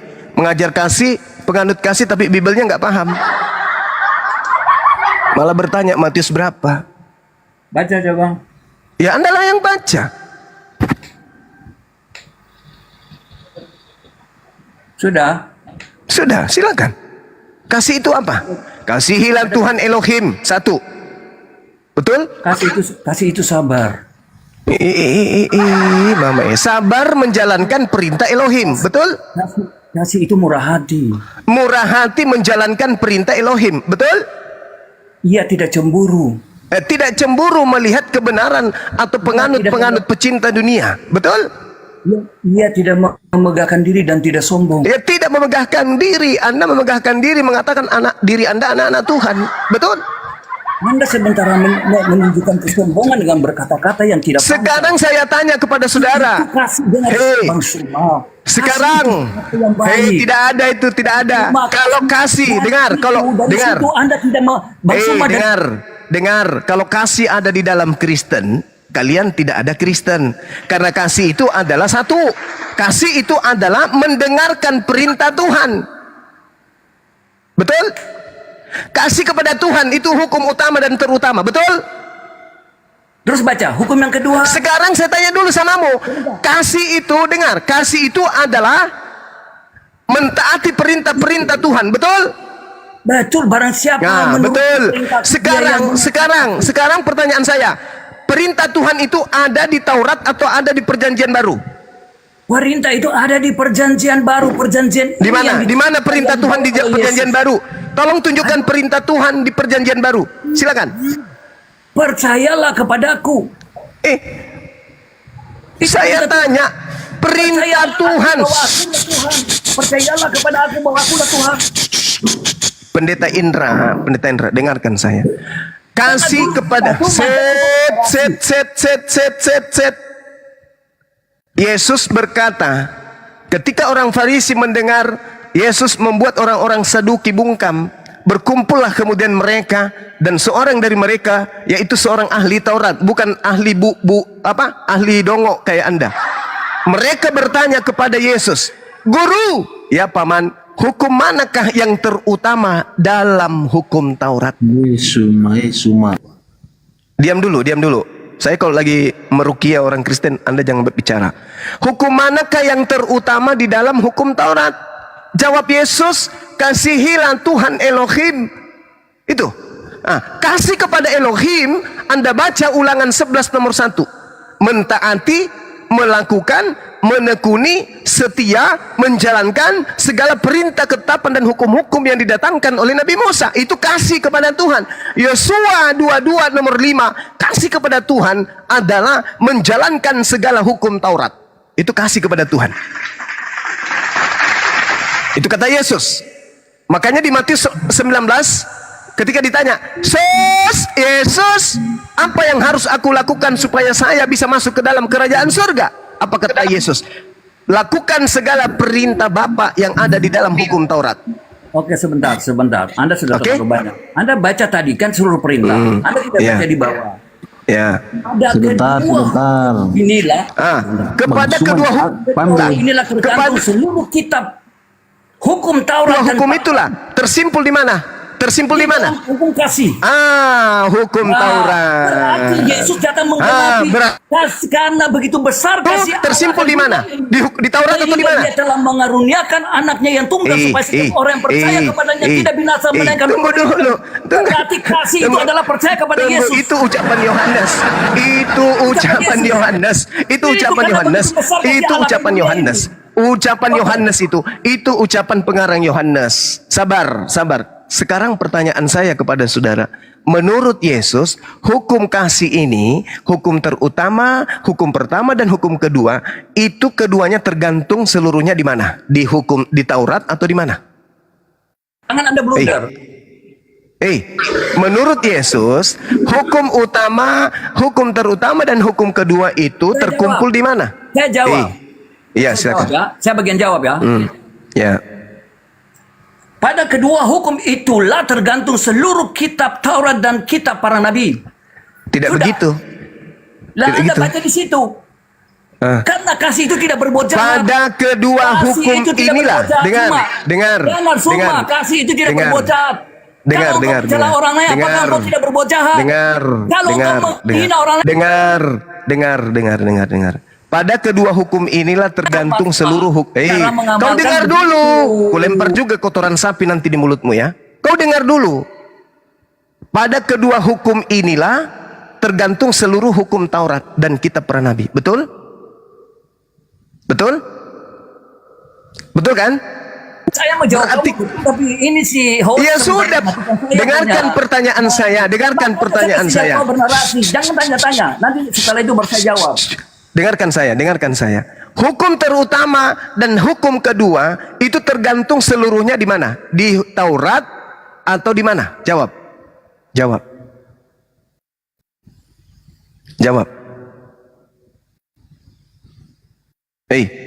Pendeta Indra, kasih tai sapi.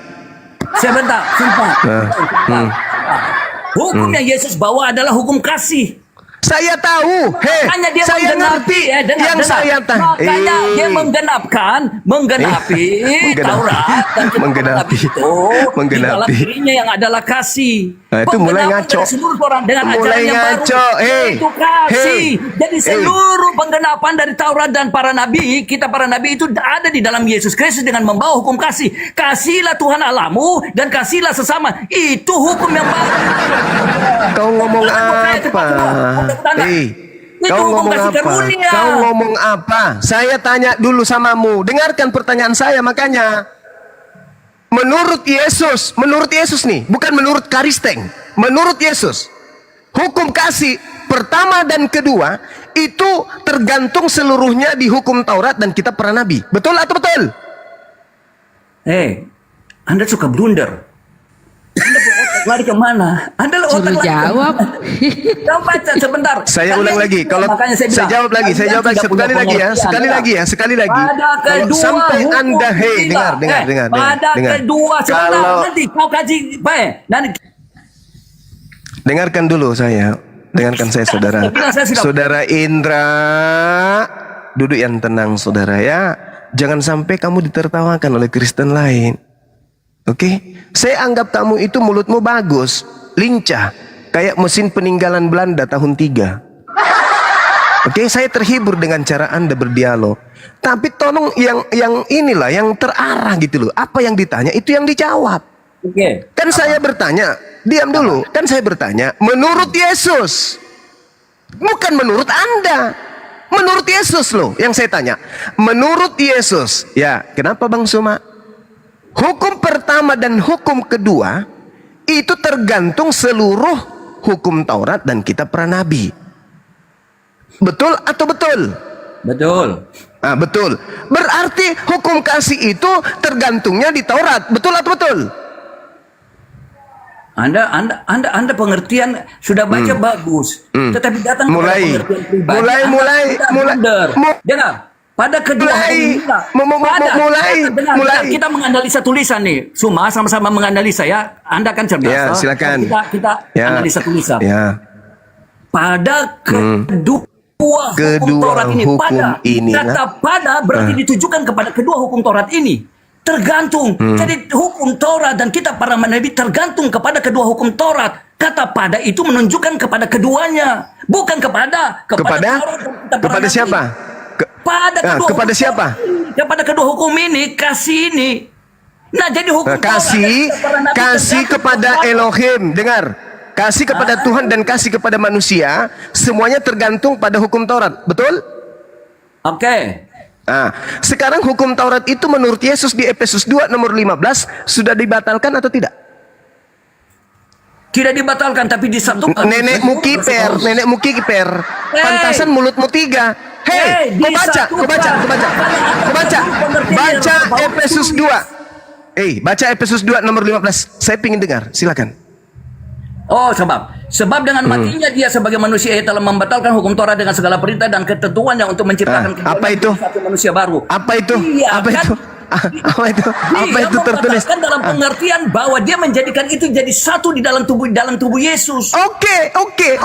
Saya ikuti. Tidak pembatalan kan?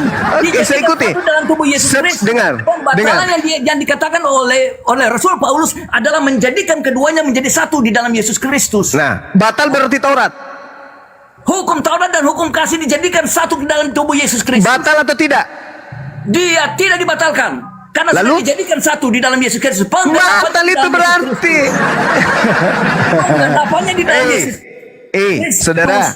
Saudara. Kalau dibatalkan berarti dia tidak berlaku. Tetapi dia, kenapa? Dia masih berlaku dengan cara apa? Hukum kasih itu sudah menyangkut seluruh hukum Taurat. Anda dengarkan. Saya bacakan pelan-pelan. Kan? Saya bacakan pelan-pelan. Oke? Tenang. Sebab dengan matinya Yesus sebagai manusia, Yesus telah katargeo dalam bahasa Yunani. Katargeo itu artinya membinasakan, membatalkan, melenyapkan. Oke? Apa yang dilenyapkan? Hukum Taurat dengan segala perintah dan ketentuan yang ada di dalamnya. Anda mau pelintir? Anda mau melintir lagi? Dengan matinya Yesus sebagai manusia, Yesus telah membatalkan, katargeo dalam bahasa Yunani, membinasakan, melenyapkan, menghilangkan, melepaskan hukum Taurat dengan segala perintah dan ketentuannya. Artinya hukum kasih yang tadi di dalam Matius 22 nomor 38 itu sudah dibatalkan, dihapuskan. Betul atau betul? Jawab, jujur. Jujurlah padaku, biar iblismu keluar. Jujurlah padaku, biar kau tidak lagi jadi Kristen. Jujurlah padaku, biar kau tidak itu penjelasan tambahan gila. Rasul Paulus sehingga membangun pengertian yang benar dari Anda. Dia tidak membatalkan, artinya menghilangkan dan tidak berlaku, Hei, tetapi menempatkan dia di kenapa dalam Anda diri mengatakan dia tidak membatalkan sedangkan dalilnya mengatakan dia telah membatalkan? Yang mana yang betul, Anda atau Dia Paulus? membatalkan dan menempatkan di dalam Yesus Kristus. Tak ada urusan itu, tak ada Jadi urusan, sebentar, tak ada sebentar, urusan Suma. Tuh, Sebentar. akui Jadi dulu, hukum Taurat itu akui tidak dulu, berdiri sendiri lagi, Suma. akui Suma, dulu, dengar. akui dulu, saudara, akui Suma, dulu, sebentar. saudara, Suma. akui dulu. Menurut Anda harus Paulus, punya kasih Anda harus punya kasih ya cara kita berdiskusi ya. Dengar. Dia mengatakan dia mengatakan dia kan? mengatakan apa? Dia mengatakan bahwa Apa? menciptakannya keduanya. Jadi menciptakan keduanya di dalam diri Yesus Kristus.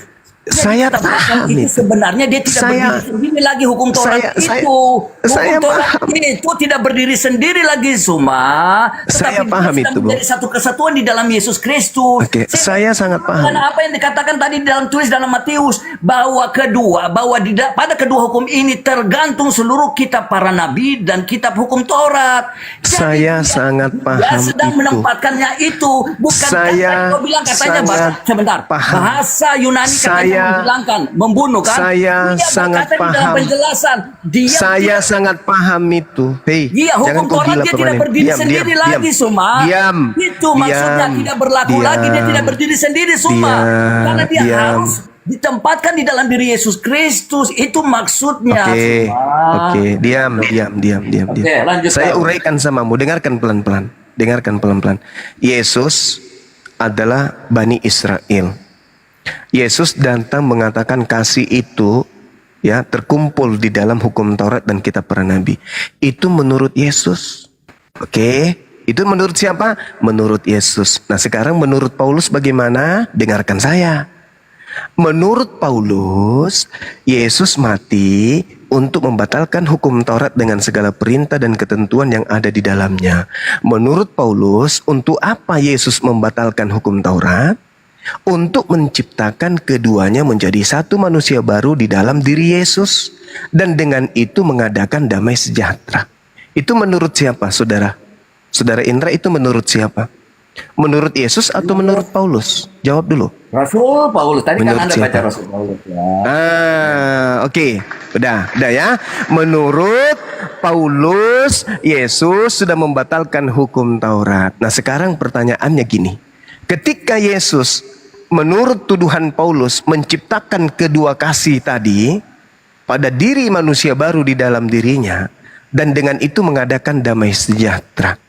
Artinya damai sejahtera yang dimaksud di sini adalah membunuh dirinya di atas tiang salib dengan cara terkutuk demi untuk menebus kutuk hukum Taurat. Betul atau betul? Betul atau betul? Betul, lanjut, Betul. lanjut. Berarti sudah nggak ada lagi hukum Taurat kan?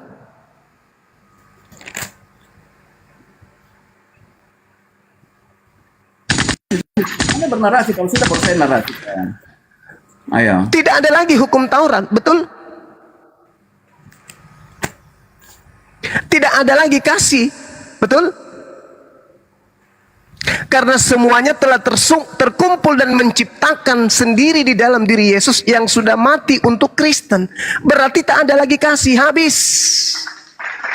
Semuanya tercipta, keduanya menjadi satu pada manusia baru di dalam diri Yesus. Dan Yesus mati di atas tiang salib untuk orang-orang Kristen. Kasih sudah hilang. Tak ada lagi kasih. Jadi kalau mau selamat, percaya Yesus mati di atas tiang salib dengan menebus dosa-dosa Kristen. Jadi jangan pernah lagi kau sebut ajaran kasih ada di Kristen. Tak ada. Semuanya sudah lenyap di atas tiang salib dengan hadiah berupa keselamatan kepada orang Kristen. Jadi hari ini orang Kristen mau merampok, membunuh, memperkosa, halal. Kenapa? Semuanya sudah dikasih oleh Yesus dengan mati mengorbankan dirinya seutuhnya di atas tiang salib. Jadi di Kristen nggak ada lagi perintah-perintah. Makanya Paulus mengatakan apa? Jangan lagi kamu mau tunduk kepada perintah ini, perintah itu, perintah ini, perintah ini. Jangan lagi, sebab Yesus Kristus sudah datang untuk memenangkan kita dari perbuatan, dari pengaruh dosa, maut. Coba tunjukkan kepada saya di mana ada di dalam hukum Kristen ini haram, ini halal, ini makruh, ini mubah. Di mana? Gak ada lagi, Bang. Ibrani 6 nomor 1. Oke. Kolose 2, 1 perikop Anda baca. Jangan lagi kau mau diperbudak perintah-perintah, jangan makan ini, jangan makan itu. Jangan lagi. Semuanya halal dalam darah Yesus. Ada lagi. Makanya kalau orang Kristen itu mengajarkan ajaran kasih, saya itu tertawa. Di Kristen itu tak ada kasih. Semuanya telah menciptakan menjadi baru, satu di dalam diri Yesus, dan itu sudah jadi korban di atas siang salib. Kasih itu sudah sepenuhnya terbayar oleh darah Yesus. Jadi orang Kristen hari ini mau perkosa dirinya sendiri, perkosa apapun, mau makan apapun, apapun, itu sudah halal. Tak ada lagi menyembah Allah, nggak ada lagi, nggak ada lagi. Sudah terkumpul di dalam diri Yesus. Menurut siapa? Menurut Paulus. Makanya Kristen itu agama yang paling enak. Mati masuk surga, dosa diambil alih sama Yesus. Tak ada larangan begini, tak ada larangan begitu, nggak ada di Kristen itu, nggak ada, nggak ada. Jadi Kristen itu adalah ajaran kasihnya sudah dibatalkan semuanya. Makanya saudara-saudara yang lemah akal, yang mau selamat instan dengan doktrin dan dogma, silakan baptis dalam Kristus Yesus. Silakan masuk Kristen. Oh, selamat Anda. Selamat pasti. Tapi itu hanya angan-angan. Karena yang berkata di dalam Efesus itu bukan Yesus, itu perkataan Paulus. Saya Muslim lebih percaya kepada Yesus. Dalam Matius 5 nomor 19 kata Yesus, barang siapa yang meniadakan hukum Taurat meskipun yang paling terkecil, lalu mengajarkan kepada anaknya, istrinya, dan orang lain, maka dia akan menempati tempat terhina di dalam kerajaan langit. Oke, sudah. Saya lebih percaya kepada Yesus dong daripada Paulus. Sudah. Ya. Silakan. Untuk perkataan Silakan. itu, saya bertanya kepada Anda. Untuk perkataan itu ya. Ya, silakan. Kepada Yesus, kalau itu perkataan Ya. Yesus. Yes. Ketika penglihatan Yohanes di Pulau Patmos. Baik, mantap. Sebentar, Anda diam. Anda jangan panas dulu. Enggak, saya cuma geli aja, geli. Berada di Pulau Patmos. Geli aja. Sebentar, Anda diam dulu. Iya, saya silakan. atau saya taat buat Anda toh. Silakan.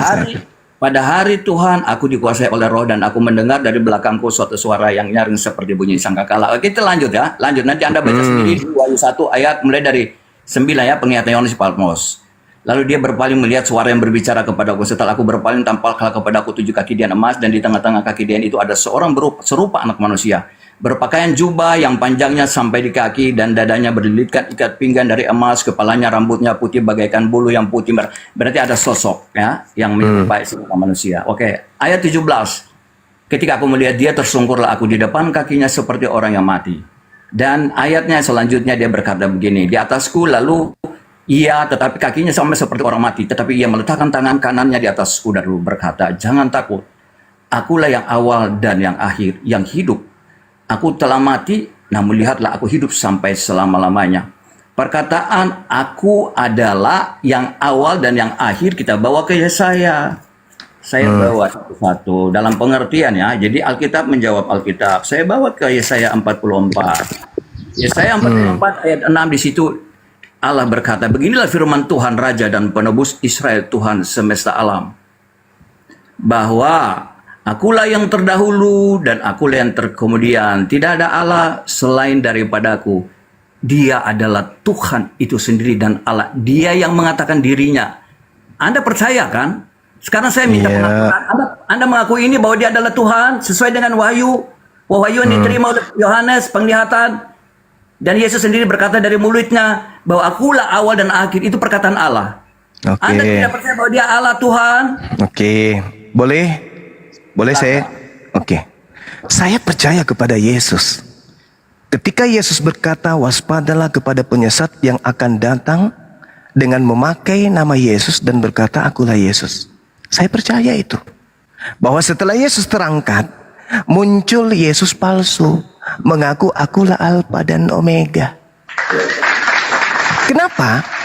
Kenapa saya percaya itu bukan Yesus? Karena Yesus yang mengatakan, akan datang Mesias palsu dan berkata akulah dia, dan dia akan menyesatkan banyak orang. Banyak orang yang disesatkan oleh Yesus palsu itulah yang disebut umat Kristiani.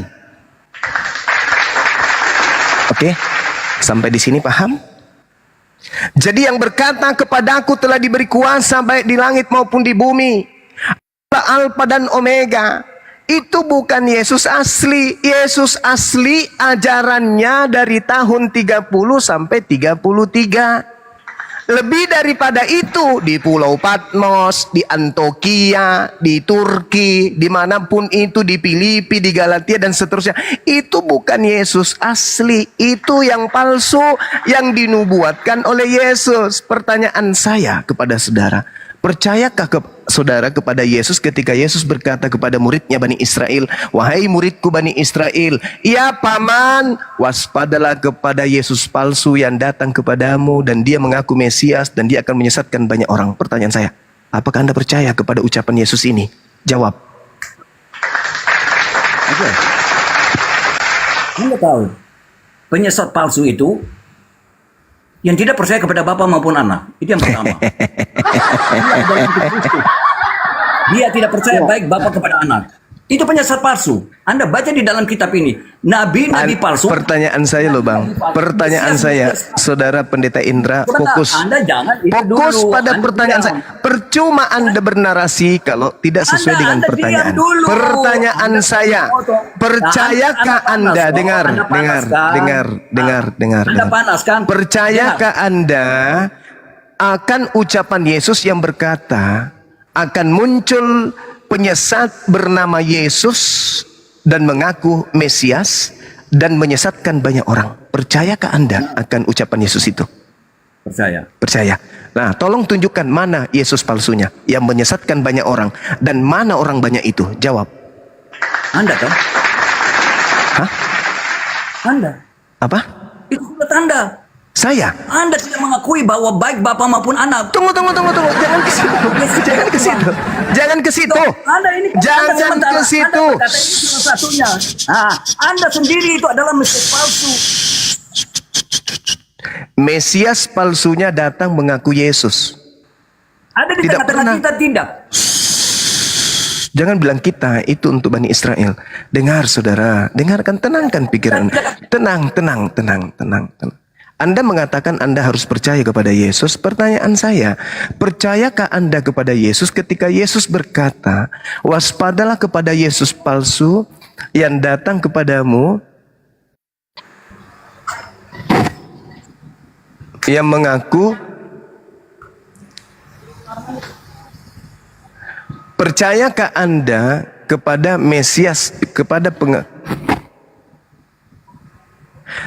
percayakah Anda kepada Yesus yang mengaku waspadalah kepada Yesus palsu yang datang kepadamu mengaku Mesias? Oke. Ingat nih. Ini saya kasih bocoran nih. Dengar. Saya kasih bocoran. Paulus mengaku saya kasih bocoran supaya tidak melebar. Paulus mengaku, aku menerima Injil bukan dari manusia. Sekarang pertanyaan saya, Yesus datang ke bumi ini sebagai manusia atau sebagai ayam? Jawab. Dia adalah manusia. Manusia. Yang datang kepada Paulus mengajarkan Paulus itu bukan manusia. Dia manusia dan itu Tuhan. di mana Yesus mengatakan dia adalah manusia dan Tuhan? Di mana Yesus mengatakan itu? Sebentar. Kasih Anda. Silakan.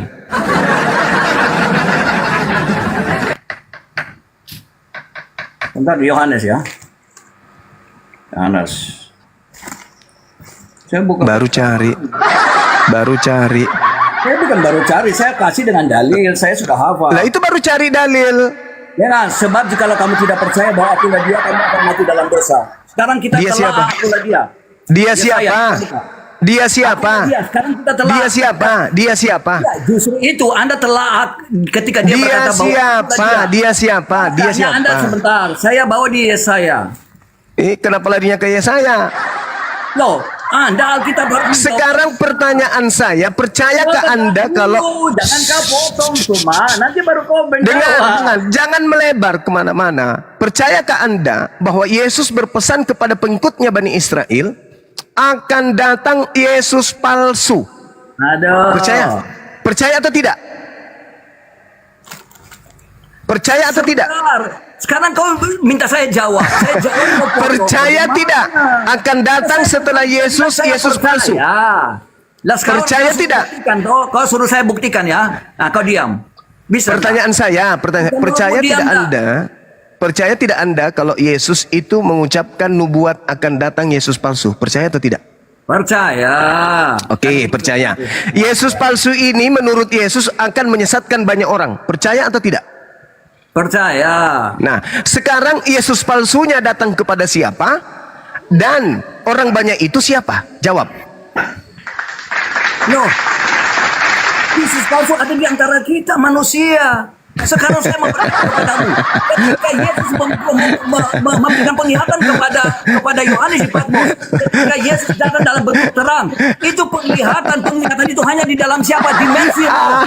Bisakah Yesus palsu berada dalam dimensi roh? Aku Coba puas, saya tanya, aku puas. di mana Aku puas melihat Mesias kau palsu jadi bisa berada dalam dimensi bulan-bulanan. roh? Tidak kan? Sekarang saya jawab kau. Dia berkata dalam Yohanes, akulah dia. Kalau kamu tidak percaya bahwa akulah dia, kamu bisa mati dalam dosa. Siapa? Dia siapa? Kamu tidak percaya. Lalu dia berkata, dia mengambil merujuk. Kita telah data. Kita lihat di dalam Yesaya 43 ayat 25. Akulah dia yang menghapus dosa pemberontakanmu. Tadi dia berkata, kalau kamu tidak percaya bahwa akulah dia, kamu akan mati dalam dosamu. Mati dalam dosamu. Di dalam Yesaya dia berkata, akulah dia yang menghapus dosa. Karena dialah yang menghapus dosa itu. Jadi ketika kamu tidak percaya bahwa akulah dia, maka kamu akan mati dalam dosa. Siapa dia akulah dia? Di dalam ayat Pertanyaan 11. saya sederhana padahal. Dia berkata, akulah Tuhan dan tidak ada juru selamat selain daripadaku. Apa yang kau mau membantah ini? Apa yang kau mau membantah? Sekarang begini. Kalau aku Sekarang sudah dimuliakan baru kamu percaya. Kita baca terus. Kalau anak manusia sudah ditinggikan, kamu percayalah bahwa akulah dia. Sekarang dia sudah menampakkan diri kepada Yohanes. Dia memberikan penglihatan dan penglihatan itu di dalam dimensi roh. Iblis dan manusia bisa masuk ke dalam dimensi Allah. Bisa enggak? parah. Iblis bisa masuk ke dalam dimensi Allah dan manusia bisa, Mesias palsu bisa masuk ke dalam dimensi Allah. Tidak bisa. Pertanyaan saya. Itu jawaban Pertanyaan saya saya dulu. cuma.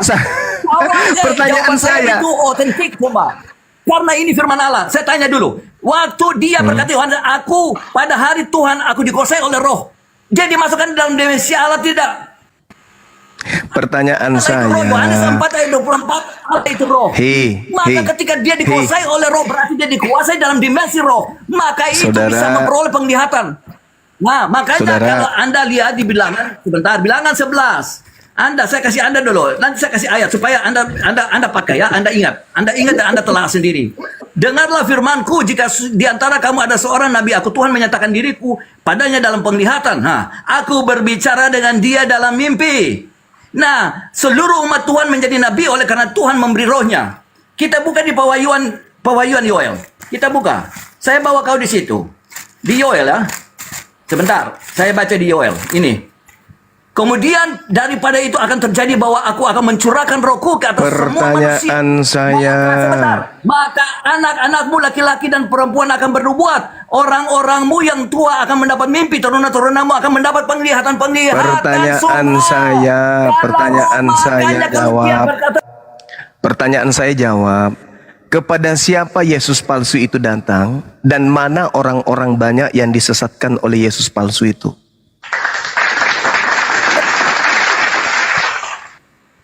Banyak yang tidak percaya bahwa dia adalah Tuhan. Dia tidak percaya Bapa maupun Anak. Pertanyaan saya, Yesus palsunya datang kepada siapa? Yesus palsu ada di antara kita kepada manusia. Yesus palsu ada di antara kita, berarti manusia. Yesus palsunya datang kepada Yesus siapa? palsu tidak ada dari sorga. Saya tanya samamu, Yesus palsunya datang kepada siapa? Sekarang gini, Yesus itu manusia atau bukan? Pada saat dia datang di tengah Bani Israel, manusia atau bukan? Dia manusia dan Tuhan. Ah, manusia.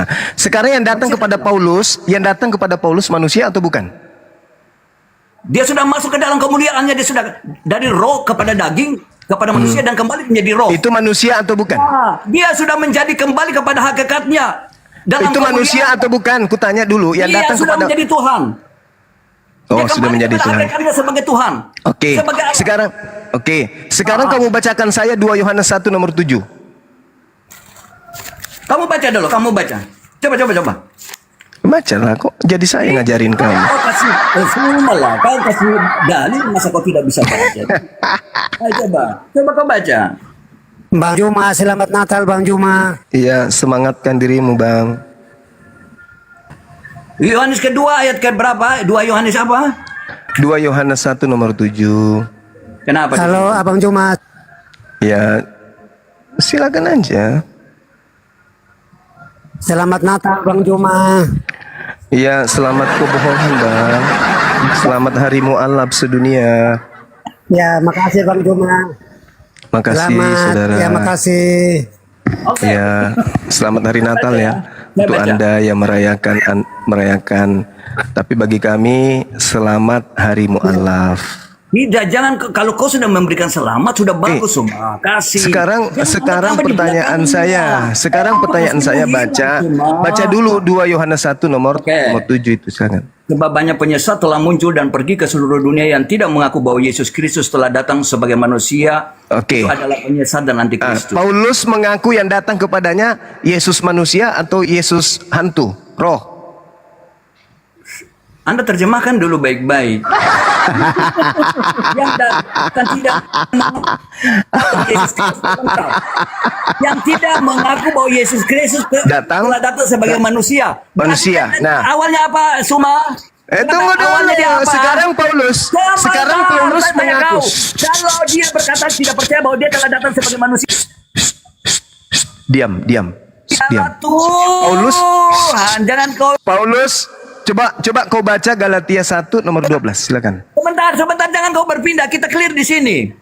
Kalau dia berkata bahwa dia tidak percaya bahwa aku, sebentar, pergi ke seluruh dunia yang tidak mengaku bahwa Yesus Kristus telah datang sebagai manusia, berarti awalnya dia adalah adalah Tuhan. Jadi kau mau kau mau membangun narasi apapun, saya Bible sendiri yang menjawab. Sekarang kau baca Galatia 1 nomor 12. Dia lompat. Saya ikutin dia. Saya terus ikutin apa yang dia mau. Galatia berapa, Suma? Galatia 1 nomor 12. Sorry, Bang Handi, ini bau apa yang kau mau saya hujan. ikutin. Oke. Karena aku bukan menerimanya dari manusia dan bukan dia yang mengajarkannya kepadaku, tetapi aku menerimanya dari pernyataan Yesus Kristus. Sorry, Kang. Ya, lanjut mana? Coba Galatia 1. Ini tadi saya baca kok. Sorry, saya mendengarkan ada pimpinan saya datang soalnya. Galatia 1 nomor 12 coba kau bacakan. Ya sudah, pimpinanmu menguatkan kau supaya jangan kau tenggelam dengan saya. Iya, Saya silakan. Karena aku bukan menerimanya dari manusia dan bukan menerima dari manusia. Tapi dari mana? Pewahyuan. Dari mana? Baca terus. Dari aku menerimanya dari manusia, bukan manusia yang menerima kepadaku, tapi yang menerimanya oleh penyataan Yesus Kristus. Yesus Kristus itu kalau diimani datang sebagai manusia, bukan sebagai manusia, apa namanya? Antikristus. Suma. Anda kan berkata pada zaman Yesus kan? Hey. Jadi kalau dia mendengar pernyataan pewahyuan itu dari siapa? Dia menulis pewahyuan dari Yesus. Maka sendiri selalu menerasikan bahwa Paulus tidak ada pada saat Yesus. Sekarang 2 Yohanes 1 nomor 7. Siapakah penyesat itu? Bukankah dia yang pergi ke seluruh dunia yang tidak mengaku Yesus datang sebagai manusia? Paulus menerima Injil dari Yesus yang bukan manusia. Siapa antikristusnya? Oh betul. Siapa antikristusnya? Dia adalah Tuhan kan? Dia adalah Siapa Tuhan, kan? antikristusnya? Oh bentar, dia adalah Tuhan. Apa yang salah dari pernyataan Paulus? Antikristus adalah dia yang tidak mengaku Yesus datang sebagai Dengar Suma. Dengar. Oke, sebagai manusia. Oke. sebagai manusia. Paulus mengaku Yesus datang kepadanya bukan sebagai Dia sudah sebagai manusia. Sekarang dia sudah kembali ke mana? Jadi dia berarti sudah jelas. Dengar, berarti sudah jelas siapakah penyesat itu. Dialah yang datang kepada Paulus. Siapakah penyesat ini? Dia adalah Yesus palsu yang datang kepada Paulus. Mana orang banyak yang disesatkan itu? Karisteng. Jangan kau cari yang lain. Hindu tidak, Buddha tidak, Islam tidak, ateis tidak. Hanya satu kelompok besar di atas muka bumi ini yang tidak mengaku Yesus sebagai manusia, tapi Tuhan adalah Karisten. Nah, tadi kau bilang kau percaya Yesus Kristus adalah Tuhan. Tidak, saya percaya kepada Yesus yang adalah Nabi dan Rasul yang datang kepada Bani Israel, yang berkata waspadalah kepada Yesus palsu yang datang setelahku, yang tidak mengaku bahwa dia manusia. Jelas, oke? Dan akan menyesatkan banyak orang. Wahyu itu bukan ajaran Yesus asli. Wahyu itu adalah ajaran Yesus palsu. Baca Wahyu 22 nomor 16. Dari mana kau tahu Yesus palsu? Karena Yesus mengatakan akan datang penyesat mengaku Yesus. Sekarang Yesus, sekarang saya tanya samamu. Ini manusia palsu ada roh tidak? Dengar. Menurut saudara, pengakuan Yesus datang untuk yang kedua kalinya nanti di mana? Sudah datang atau belum? Kedatangan kedua Yesus sudah datang atau belum? Belum. Berarti yang datang di Pulau Patmos siapa? Dia menyatakan diri. Itu Yesus. Iblis. Yesus. Saya punya oil. Kau tidak bisa lari dari sana. Sebentar. Cuma sekarang saya tanya. Kemudian pada itu akan terjadi bahwa aku akan mencurahkan rohku kepada semua manusia. Maka anakmu laki-laki dan perempuan akan bernubuat dan orang-orangmu akan mendapat mimpi. Terunamu akan mendapat penglihatan. Penglihatan itu daripada apa? Tuhan. Karena pada saat itu diberikan kepada semua orang. Percuma kamu nyerocos panjang. Jadi pewahyuan itu bisa terjadi. Engkau teriak-teriak. Itu sudah dicurahkan kepada semua. Dan kalau Yesus itu Tuhan yang kau sembah adalah iblis. Percuma kamu kerasukan, percuma kau teriak-teriak, yang kau sembah adalah iblis. Itu sudah terbukti. Allah Subhanahu wa taala menjelaskan di dalam Al-Qur'an, wa iyad'una illa syaitanan marida. Sesungguhnya yang mereka sembah itu adalah iblis yang terkutuk. Al-Quran yang menarasikan itu. Saya penasaran, betulkah Al-Quran saya mengatakan bahwa orang-orang kafir itu menyembah iblis? Saya penasaran, maka saya belajar Bible. Ternyata betul Kristen menyembah iblis, terbukti dari Biblenya itu sendiri. Subhanallah. Bang kasih. Tidak. Saya kasih data. Saya selalu pakai data. Bang kasih. Saya tidak pakai cowok seperti kau. Pak Pendeta Indra. Izin dulu Pak. Ini kasih dia. Anda baca ada Pendeta Martin ini Pak. Anda baca di 2 Petrus 2. Kalau Allah tidak menyayangi, kerasukan kau melemparkan mereka ke dalam neraka dan Masya Allah. Iblis diserahkan ditaruh oleh Yesus di dalam gua. Hei, Anda tahu tidak? Siapa yang keluar dari goa gelap lalu kemudian menjadi Tuhan? Anda tahu? Yang mati sudah Tuhan nyoten. Yang Anda tahu nggak? Hei, yang keluar dari kubur. Itu malaikat Jibril saya perantara kan tadi dibilang bahwa Mesias palsu. Dengar, jangan Anda kemana-mana. Ketika Anda membawa Petrus, 2 Petrus. Ketika Anda mengetahui di dalam 2 Berarti Petrus, dia tidak punya roh Allah. dengarkan, Kenapa Bung. kejang-kejang? Dengar. Kalau roh iblis. Nah, kan yang iblis itu siapa? Nah, siapa yang iblis? Siapa Aku yang lagi menyatakan Rukia mi Gurunda, Rukia mi Anda bisa orang begini ya identifikasi. Dede Mama Karena Anda ini. bisa identifikasi kepada saya. Jibril itu bagaimana bisa berbicara kepada Muhammad? Coba, sekarang kau jelaskan. Jelaskan kepada saya. Allahu Akbar, Masya Pertanyaan Allah. itu tidak bagus, pertanyaan tidak benar. Ini saya pakai dalil. Saya bukan saya tidak gosip. ya. Al-Quran saya mengatakan menghujat, tetapi wa ini saya pakai dalil. iyaduna illa syaitanam marida. Bagaimana cara Al-Quran saya membuktikan, masa iblis membuka identitas iblis? Tar dulu. Saudara, Muhammad Anda tahu tidak akan pernah bisa. Hei, saudara, Coba. Anda tidak bisa menjadikan agama Anda benar dengan membawa Al-Quran. Nggak bisa. Justru Al-Quran itu yang memberitakan tentang kesalahan agama saudara. Percuma. Selesaikan dulu kasusmu dengan Yesus yang berkata waspada pada penyesat yang datang kepadamu dengan memakai nama Yesus. Itu aja dulu. Saya hanya ingin menolong saudara. Saya hanya ingin menolong saudara keluar dari kungkungan iblis yang selama ini bertengger di dalam agama kalian, gitu loh. Kalau Anda mengatakan itu bukan, dengarkan Bang, dengar. Kalau Anda mengatakan pola agama Anda berdasarkan kepada kepercayaan kepada Yesus, oke. Adakah Nabi Muhammad menerima pernyataan Yesus, wahai Nabi Muhammad, aku adalah Yesus, Mesias? Nggak ada kan? Sedangkan polanya jelas. Penyesat itu mengaku Yesus. Yang menerima adalah Nabi Muhammad.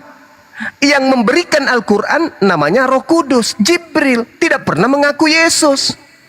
Sedangkan penyesat menurut Yesus mengaku Yesus. Nah, balikkan hal itu kepada agama saudara. Paulus mengaku menerima Yesus.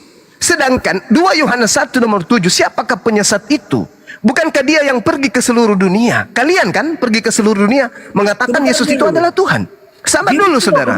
Sabar dulu. Saya mau ibadah. Sabar dulu. Saya mau ibadah. Sabar dulu. Sabar. Saya mau ibadah. Jadi Yesus mengatakan, waspadalah kepada penyesat yang datang kepadamu. Kan gitu. Nah, penyesat itu tidak mengaku Yesus datang sebagai manusia. Galatia 1 di awal surat Paulus nih, dia mengaku, aku menerima Injil bukan dari manusia, tetapi dari Yesus. Berarti dia mengakui Yesus datang kepadanya bukan dalam rupa manusia. Siapakah penyesat itu? Bukankah dia yang pergi ke seluruh dunia yang tidak mengaku Yesus datang sebagai manusia? Paulus mengaku yang datang itu Yesus, dia bukan manusia. Berarti Yesus ini apa? Penyesat. Paulus ini penyesat. Loh, Anda bilang yang tidak mengaku dia datang sebagai Tuhan, berarti dia berasal dari awalnya apa tuh? Di mana dalilnya? Di mana dalilnya? Justru kalau dia datang sebagai Galatia manusia, 1. dia datang dari mana? 2 Yohanes 1 nomor 7. Siapakah penyesat itu? Bukankah dia yang pergi ke seluruh dunia yang tidak mengaku Yesus datang sebagai apa? Datang sebagai apa? Yang Yesus datang sebagai manusia. Oke? Nah, sekarang Paulus mengaku menerima Injil bukan dari manusia tetapi dari Yesus. Dengan kata lain, Paulus mengingkari kalau Yesus itu manusia. Udah selesai. Bang. Udah selesai ya. Kan tadi dia Udah bilang, selesai. kau berkata Tidak ada bahwa lagi dia perlu dalam dunia. Datang sebagai apa? Dia datang dari mana? Di dalam Yesus itu datang sebagai manusia. Ayat 3, dengar. Yohanes 6 ayat 38. Yesus datang sebagai manusia. Sebab aku telah turun dari sorga. Berarti dia datang dari mana? Sorga. Jadi kalau penglihatan itu dari mana? Sorga. Woi Oten, kok nggak nyambung? Aku Nggak datang nyambung ke dalam Anda. dunia dan aku kembali ke Hey. sorga. Aku Iblis datang ke dari dalam mana? dunia, Kutanya aku sama kembali dulu. kepada Bapa di sorga. Kutanya sama Berarti dulu. penglihatan Iblis itu dari mana? Sorga. Oke, diam. Sebentar. Saya bagian. Sabar, di mute dulu atau tendang aja ke gereja orang ini. Diam, dengarkan saya. Diam, di mute. Yang kedua, Di mute. Bisa mute Gurunda. Host mute dulu si. Mute Yang dulu kedua, penyembah sebentar. iblis ini. Supaya itu Mute berkembang. penyembah iblis ini. Supaya kita punya dialog berkembang. Yang kedua, Di mute dulu penyembah iblis Oke, ini. Anda harus menjawab. Anda mempertanggungjawabkan pernyataan Anda. Anda berkata bahwa malaikat Jibril adalah Roh Kudus. Bos. Bagaimana Muhammad bisa berbicara dengan Aku Roh nggak Kudus bisa di dalam mute. Jibril? Cara bagaimana? Mampus kan kau? Mampus kau kan? Mampus langsung seketika. Sedet. Ngomong itu pakai data, jangan nyerocos aja. Nyerocos aja kayak.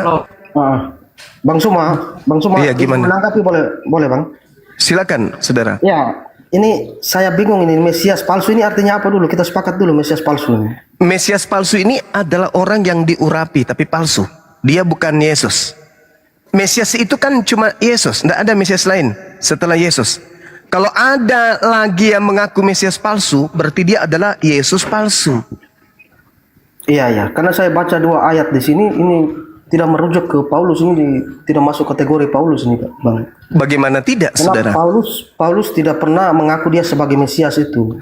Memang bukan orang itu yang mengaku Mesias. Yang mengatakan Paulus itu Mesias siapa? Paulus itu nabi palsu. Coba Anda baca Matius 24 nomor 24. Sebab Mesias palsu. Apa maksudnya? Sebab Yesus palsu dan nabi palsu. Oke? Akan datang dan melakukan banyak mukjizat. Sekiranya bisa dia menyesatkan orang-orang pilihan juga. Itu kata siapa? Kata Yesus. Berarti Mesias palsu, Yesus palsu datang mengutus nabinya. Paulus ini siapa? Disebut rasul kan? Disebut utusan Yesus kan? Mesias palsu mengutus nabi palsu. Paulus mengaku rasul, berarti Paulus mengaku sebagai nabi.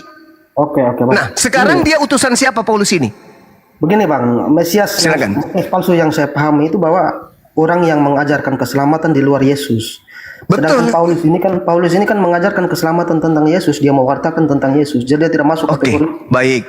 Sekarang kalau begitu Anda mengatakan Paulus mengajarkan keselamatan tentang Yesus, tolong tunjukkan di dalam pengajaran Yesus. Pengajaran Yesus nih, kalau betul yang datang kepada Paulus ini adalah Yesus, tolong tunjukkan kepada saya ajaran Yesus yang berkata aku diutus kepada seluruh umat manusia. Silakan. Itu aja dulu. Tunjuk dari Yesus. Abang menuntut ajaran Yesus, ajarannya harus disebarkan ke seluruh dunia kan? Saudara mengatakan bahwa Paulus ini adalah utusan Yesus yang mengajarkan ajaran Yesus. Pertanyaan saya, kalau itu betul, berarti Yesus pernah mengajarkan dirinya diutus untuk seluruh bangsa. Mana dalil itu? Oke Bang, baik. Yesus yang kami percaya dia sebagai guru juga Bang. Dia datang diutus ke Israel. Guru untuk dia siapa? mengajarkan. Guru untuk siapa? Guru untuk siapa? Orang Israel kepada murid-murid. Anda sendiri orang mana? Sabar dulu Bang, saya belum selesai kan? Ya, silakan. Jadi Yesus memang betul. Setiap nabi itu dia diutus di tempatnya saja, di tempat dia lahir. Dia tidak pernah keluar daerah. Nah, kan begitu. Ya, terus termasuk Nabi Muhammad. Terus. Kemudian dia ajarkan firman itu dia sampaikan kepada murid-muridnya, kemudian dicatat oleh murid-muridnya. Di akhir pesan dia sebelum diangkat ke surga. Terus Pergilah ke seluruh bangsa, beritakan tentang dia kan, beritakan Injil tentang dia. Ya kalau abang tanya mana perintah Yesus untuk sebarkan dia ke seluruh bangsa, kan itu ada ayatnya. Ya, enggak, Yesusnya dong. Yesusnya yang saya minta. Kan Yesus berkata di dalam Yohanes 17 nomor 8, segala firman yang engkau berikan kepadaku telah aku sampaikan kepada mereka. Pertanyaan saya, apakah ada firman yang Yesus sampaikan bahwa pergilah ke seluruh dunia, jadikanlah semua bangsa menjadi muridku? Adakah? Sedangkan Matius ada. Apa? Yang mana? Diangkat ke surga itu kan dia pesan kepada murid-murid. Nah, dengarkan saudara, Yesus sebelum terangkat ke surga sudah berkata segala firman telah aku sampaikan. Sedangkan ucapan yang ada di dalam Matius 28 itu ucapan yang keluar dari kubur. Itu ucapan begini saudara. Yesus sebelum ditangkap, Yesus sudah berkata segala firman telah aku sampaikan. Nah, semua firman yang Yesus telah sampaikan kepada Bani Israel muridnya, tidak ada ucapan yang berkata, pergilah ke seluruh bangsa, jadikanlah seluruh bangsa menjadi muridku. Nggak ada. Yang ada, dalam Matius 10:2 nomor 5 dan nomor 6, Yesus berpesan kepada ke-12 muridnya, agar jangan ke bangsa lain, tetapi ke bangsa dari Bani Israel saja. Itu kata Yesus. Oke, segala firman telah aku berikan, telah aku sampaikan.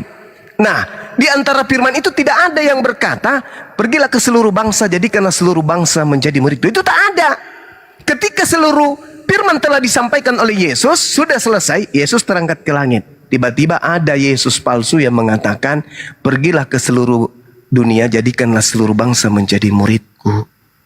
Begini Bang, kalau sepemahaman saya itu begini.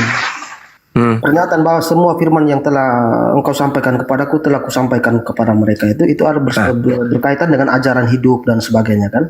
Nah, ada nggak Matius 28 di situ? Sabar dulu Bang. Kalau yang saya pahami seperti itu, yang dia maksud di situ bahwa ajaran hidup itu seperti apa, bagaimana cara beribadah kepada Tuhan, itu yang disampaikan di situ yang dimaksud di. Iya, Matius 28, pergilah ke seluruh dunia, jadikan segala bangsa. Ada nggak? Atau ucapan itu nanti keluar setelah dia berjalan dari kubur?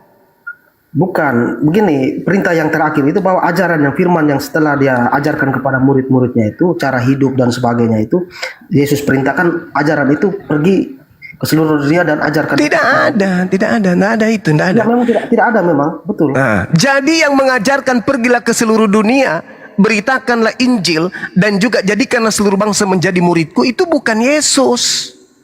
Itu adalah makhluk yang keluar dari goa. Goa milik Yusuf Arimatea.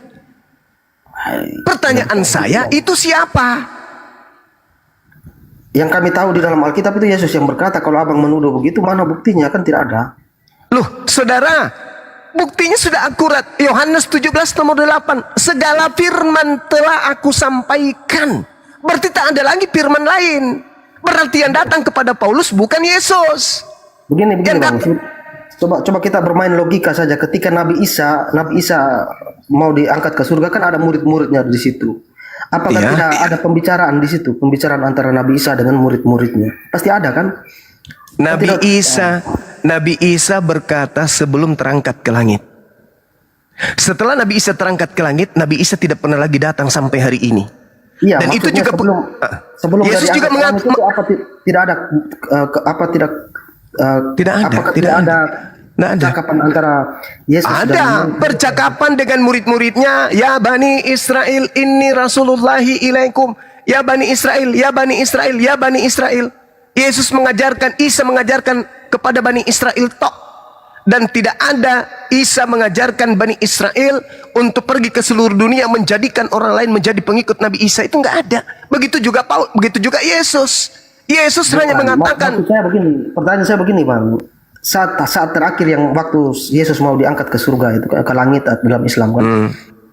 Kira-kira ada percakapan tidak antara Yesus dengan murid-muridnya? Pesan apa yang disampaikan kepada murid-muridnya ketika dia mau diangkat itu?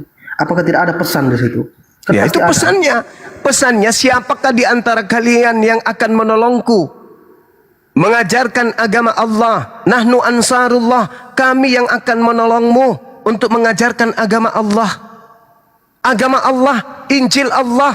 Apa itu? Inni Rasulullah, aku ini Isa, utusan Allah kepada kalian. Itu ajarkan kepada orang bahwa aku ini adalah Rasul utusan Allah, bukan Allah, bukan Tuhan. Sedangkan yang datang kepada pengikut Yesus itu adalah oknum yang mengaku dia adalah Allah itu sendiri. Coba Anda baca di dalam Lukas 4. Anda baca Lukas 4. Iblis berkata kepada Yesus, kepadaku telah diberi kuasa di bumi. Aku berhak memberikan kepada siapapun yang aku kehendaki. Itu kata siapa? Kata iblis. Kepada siapa? Kepada Yesus. Ketika dia tidak berhasil menggoda Yesus, di data nomor 13-nya, iblis pun mundur dari Yesus dan iblis menunggu waktu yang tepat. Nah, ketika waktu tepat itu muncul, yaitu kapan? Ketika Yesus terangkat ke langit. Iblisnya memanfaatkan situasi itu. Dia datang dalam rupa Yesus. Akulah Yesus. Kepadaku telah diberi kuasa atas bumi. Ingat, Yesus berkata di dalam Yohanes 14:30, tidak lama lagi aku akan berkata kepadamu, sebab penguasa dunia telah datang. Siapa penguasa dunia itu? Dan iblis tidak berkuasa sedikit pun terhadap diriku. Itu kata Yesus. Penguasa dunia telah datang. Yang datang kepada penulis Bible, kepadaku telah diberi kuasa di bumi. Itu siapa? Kata Yesus, itu iblis. Di mana tertulis penguasa dunia itu iblis? Yohanes 14 nomor 30. Itu ucapan Yesus.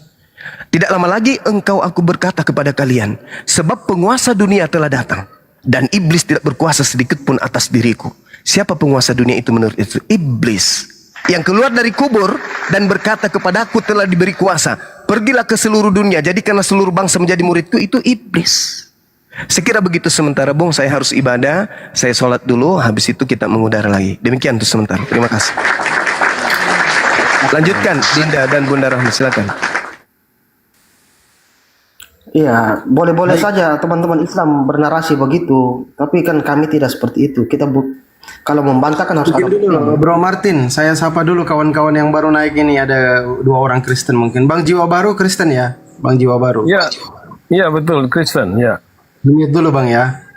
Ya, Bang Yus, ini Kristen atau Muslim? Silakan dibuka mikrofonnya. Teman-teman Kristen yang mau naik silakan ya. Kirim permintaan, tapi typing dulu di bawah. Bang, aku Kristen. Biar aku naikkan semua kawan-kawan Kristen. Ya. Halo, selamat siang Bang. Ya, selamat siang. Kristen Bang Yus ya. Iya, Kristen Bang, Kristen. Di mute dulu Bang ya. Di mute. Itu suara musik itu, jangan ada suara musik Bang. Izin Bang Yus kalau bisa menghindar dulu dari suara keributan, ya kan? Karena banyak yang live YouTube teman-teman kita di TikTok ini. Jadi mohon pengertiannya. Kalau bisa menghindar dulu dari keributan, keramaian. Silakan Martin, Chris, silakan. Iya, karena saya dari tadi sedang Bang Suma dengan pendeta siapa tadi berdiskusi, kan saya sedang buka-buka baca nih Alkitab yang sebelumnya saya jarang baca. Tapi saya tidak menemukan apa Mesias palsu itu arahnya ke Paulus, tidak masuk itu Bang. Karena di situ pun dikatakan apa Mesias palsu, nabi-nabi palsu, banyak kan berarti. Kenapa ditujukan satu orang? Itu yang pertama. Terus Mesias palsu yang dimaksud di Yesus di sini orang yang benar datang mengaku sebagai Yesus. Aku yang dia mengaku bahwa aku yang kalian nanti itu. Jadi itu kan tidak masuk di Paulus sebenarnya. Dari argumentasi Bang Zuma tadi, Goronda tadi, kan ada Paulus itu dalam perjalanan ke Damsik di dalam KPR 9 nomor 5. Paulus itu kan berkata, jawab Saulus, siapakah engkau Tuhan? Dijawablah oleh sosok ini. Akulah Yesus yang kau aniaya. Ini yang harus diselidiki, ya kan? Karena di dalam 2 Yohanes 1:7 tadi, ya di dalam 2 Yohanes 1 nomor 7 tadi dijelaskan bahwa yang tidak mengakui Yesus Kristus datang sebagai manusia, ia adalah penyesat dan antikristus. Nah, sementara Kakanda Paulus ini mengatakan di dalam perjalanannya ke Damsik ketika bertemu dengan Yesus palsu ini, dia mengatakan, siapakah engkau Tuhan? Nah, Yesus kan kita tahu, kita harus akui dia sebagai manusia dalam 2 Yohanes 1 nomor 7. Kan demikian. Nah, ketika dia berkata, akulah Yesus yang kau aniaya. Baik, Bang. Silakan. Jangan bercanda biar cepat lah. Gini, kalau berarti abang menuduh bahwa yang bertemu Paulus itu Mesias palsu Bang ya? Oh iya dong. Ya oke. Di sini yang disampaikan Yesus bahwa Mesias palsu itu dia pergi ke seluruh dunia dan berbuat mujizat, menyebut namaku, mengatasnamakan itu kan tidak otomatis tidak masuk kategori itu yang apa namanya yang diketemu Paulus itu. Dia kan hanya bertemu sekali saja, dia tidak ke bangsa-bangsa untuk berbuat mujizat. Pertama satu poin saya jelaskan sama Bro Martin. Di dalam KPR 13 nomor 1 di situ Paulus nabi. Coba dibaca. Baca deh. KPR 13 nomor 1. Tadi abang coba dibaca dulu. Bro Martin dibaca dulu. Dibaca dulu. Sabar dulu. Gini. Yang tadi abang katakan bahwa yang bicara Mesias palsu di dalam Matius 24:25. Bro Martin dengarkan. Di dalam Matius 24:25 sebab Mesias palsu dan nabi-nabi palsu akan muncul dan mereka akan mengadakan tanda-tanda yang dahsyat dan mujizat-mujizat sehingga sekiranya mungkin mereka menyesatkan orang-orang pilihan juga. Nah, coba dicek di dalam KPR 13 nomor 1. Di situ Kakanda Paulus itu adalah nabi. Silakan dibaca dulu. Iya, tadi kan fokusnya bukan ke Paulus yang abang katakan Mesias palsu itu yang bertemu Paulus di guru itu. Betul, ini kan kita tengah selidiki siapa sih yang menyesatkan orang-orang pilihan itu, orang-orang banyak itu, siapa yang sesatkan mereka? Mari kita selidiki. Kan gitu. Sabar dulu Bang, sabar dulu. Seandainya pun Paulus ini korban tersesat, korban yang tersesat, yang kita fokuskan bukan ke Paulus. Yang tadi saya mengikuti yang abang katakan. Bukan korban dia, dialah penyesat yang mengaku bertemu dengan Yesus palsu. Dialah orangnya ini. Dia bukan tersesat tapi penyecak. Sabar, narasinya sudah itu, narasinya sudah lalu. Narasinya sudah lalu itu Bang. Silakan Anda bela dia, silakan Anda bela dulu dia, silakan nanti sebentar saya bantah narasi Anda, silakan. Iya, kan narasi itu sudah lari lagi dengan narasi pertama abang kan. Yang saya tanya tadi pertama, abang bilang Mesias palsu itu yang bertemu Paulus di padang gurun, yang dalam bentuk cahaya dan kemudian mengeluarkan suara. Sementara kalau kategori Mesias palsu di dalam yang dibicarakan Yesus di sini, Mesias palsu itu dia pergi ke seluruh dunia untuk berbuat mujizat dan sebagainya itu. Sedangkan yang abang bilang tadi Mesias palsu yang bertemu Paulus itu kan dia tidak kemana-mana. Dia hanya bertemu satu kali di situ, dia tidak berbuat mujizat di situ. Otomatis dia masuk kategori itu yang dimaksud Yesus. Bagaimana sih itu barang sederhana kok dicari kesalahan saja itu gimana? Halo, Saya jelaskan. teman-teman, selamat siang. Silakan selamat siang. Saya izin sedikit dulu ya, Bang Yus sama Bang Martin. Bang Suma tadi Masih mana? sholat. Masih sholat beliau. Izin 10 menitan lah. Sabar dulu kawan-kawan Kristen ya. Ya. Bang Yus. Begini bang, cara kita berdiskusi, kita tidak boleh menyimpulkan sesuatu Baik, tanpa Bang Yus, bentar Bang ya. Nanti dengan Bang Zuma, dengan Bang Jiwa Baru, nanti ngobrol sama Bang Zuma ya. Di-mute dulu, nanti Bang Zuma selesai ibadah baru kembali sama teman-teman Kristen yang lain. Izin di-mute dulu Bang Yus. Saya tanggapi dulu apa yang disampaikan Bang Martin. Jadi, menurut Martin, apakah Yesus ini sudah datang untuk yang kedua kali Bang Martin? Silakan Bang Martin. Ya kalau dalam bentuk sama seperti awalnya belum. Oke, sama Kalau dia seperti datang awal dalam Yesus. bentuk awalnya, Baik. sebagai manusia belum. Udah, ini Bang. Karena kita tahu di dalam Matius 24:27 kedatangan Yesus itu kan sama seperti kilat memancar dari sebelah timur dan melontarkan cahayanya sampai ke barat. Demikian pula kelak kedatangan anak manusia. Matius 24 nomor 20. Jawaban dari teman-teman Kristen bahwa kedatangan Yesus Kristus untuk yang kedua kalinya itu belum terjadi sama dengan keimanan kita di Islam, bahwa Nabi Isa alaihissalam itu belum akan datang untuk yang kedua kalinya. Nah, kita melihat lagi di dalam 2 Korintus 11 nomor 14. Ya, 2 Korintus 11 14, iblis pun bisa menyamar menjadi malaikat terang, menjadi cahaya terang. Nggak bahaya tah? Iblis bisa menyamar. Sementara yang ditemui oleh Kakanda Paulus di dalam KPR 9 nomor 5 itu menyilaukan matanya, membutakan matanya, itu berupa cahaya terang. Tiba-tiba berkata, Iblis pun bisa melakukan. akulah Yesus yang kau aniaya. Kan kayak gitu. Nah, sementara kedatangan Yesus itu belum dijadwalkan untuk kedatangan kedua. Tetapi ada yang mengaku bertemu. Makanya di dalam Matius 24:23 tadi Bang Martin, pada waktu itu jika orang berkata kepadamu, lihat Yesus ada di sini, Yesus ada di sana, jangan kamu percaya. Ini nubuatan Yesus loh. Yesus bernubuat menyampaikan kepada murid-murid, kalau nanti ada yang mengaku bertemu aku, ingat kalian jangan percaya. Sekarang Bang Martin, percaya nggak apa yang disampaikan oleh Yesus? Yakin nggak bahwa tidak boleh kita mempercayai ketika setelah Yesus berangkat ke surga? Oke, Anda percaya, baik. Anda percaya pesan Yesus di dalam Matius 24 nomor 23. Jika orang berkata kepada kamu, lihat Yesus ada di sana, ada di sini, jangan kamu percaya. Sebentar Bang. Nah, setelah Yesus terangkat, kan ada tuh orang yang mengaku bertemu dengan Yesus. Betul tidak? Ada orang yang mengaku bertemu Yesus. Benar atau tidak Bang Martin? Bukan bertemu sebenarnya, mendengar suaranya. Karena fisiknya tidak dilihat. Mendengar dan melihat cahaya. Bentuknya seperti cahaya. Ya ini kan melihat cahaya, bukan seperti cahaya. Ya bukan berbentuk roh dengan jasad Yesus langsung, tapi bentuknya seperti cahaya. Makanya di dalam 2 Korintus 11 nomor 14, iblis pun bisa menyamar menjadi malaikat terang, cahaya terang.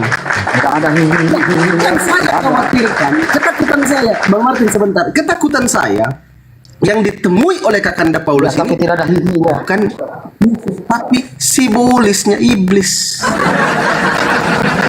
Makanya Paulus mengajarkan di dalam Roma 14 nomor 9, sebab untuk itulah Yesus Kristus telah mati dan hidup kembali supaya ia menjadi Tuhan. Berbeda dengan yang diajarkan Yesus. Yesus mengajarkan Bapa yang Tuhan. Yohanes 17:3, satu-satunya Tuhan yang benar Bapa. Matius 11:25, Bapa Tuhan langit dan bumi. Bentar dikit. Lukas 4:8, engkau harus menyembah Bapa.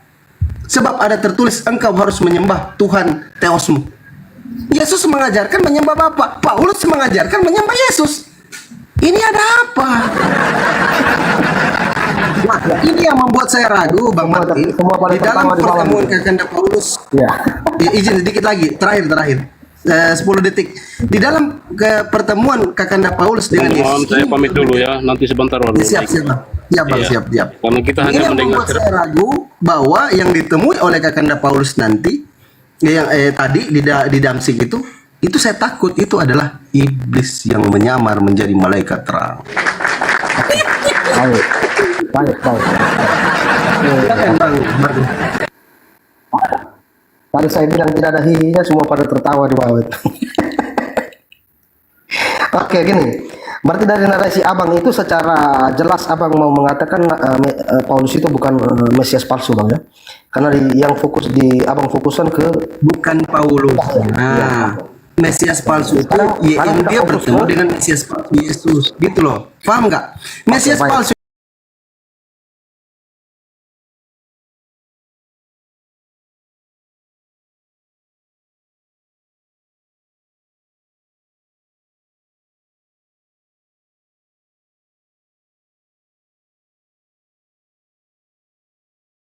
sepakat bahwa nabi palsu itu Mesias palsu itu yang cahaya tadi. Sekarang kita mau pakai ayat mana untuk mengkategorikan seorang Mesias palsu itu? Kita mau pakai ayat yang mana coba? untuk mengkategorikan Yesus palsu. Baik. Mesias palsu. Di pesan Yesus, perkataan Yesus. Ayat berapa itu, Bang? Apa yang disampaikan oleh Yesus di dalam Matius 24 nomor 23, di dalam Matius 24 nomor 5, Matius 24 nomor 26, 23, 25 dan 26. Silakan Anda baca. Itu yang harus kita berpegang teguh pada perkataan Yesus. Nah, untuk menegaskan Paulus ini nabi palsu atau penyesat, ada lagi dalil yang berbeda untuk itu. Nanti kita masuk sebentar, tapi itu mungkin nanti materi di bawah Bang Zuma nanti sebentar. Sekarang kita fokus ke tadi dulu, Bang. Cahaya yang Abang katakan Mesias palsu kan. Sekarang saya baca definisi atau pengertian apa Mesias palsu menurut Yesus sendiri. Sebentar saya baca Matius 24 ayat 4.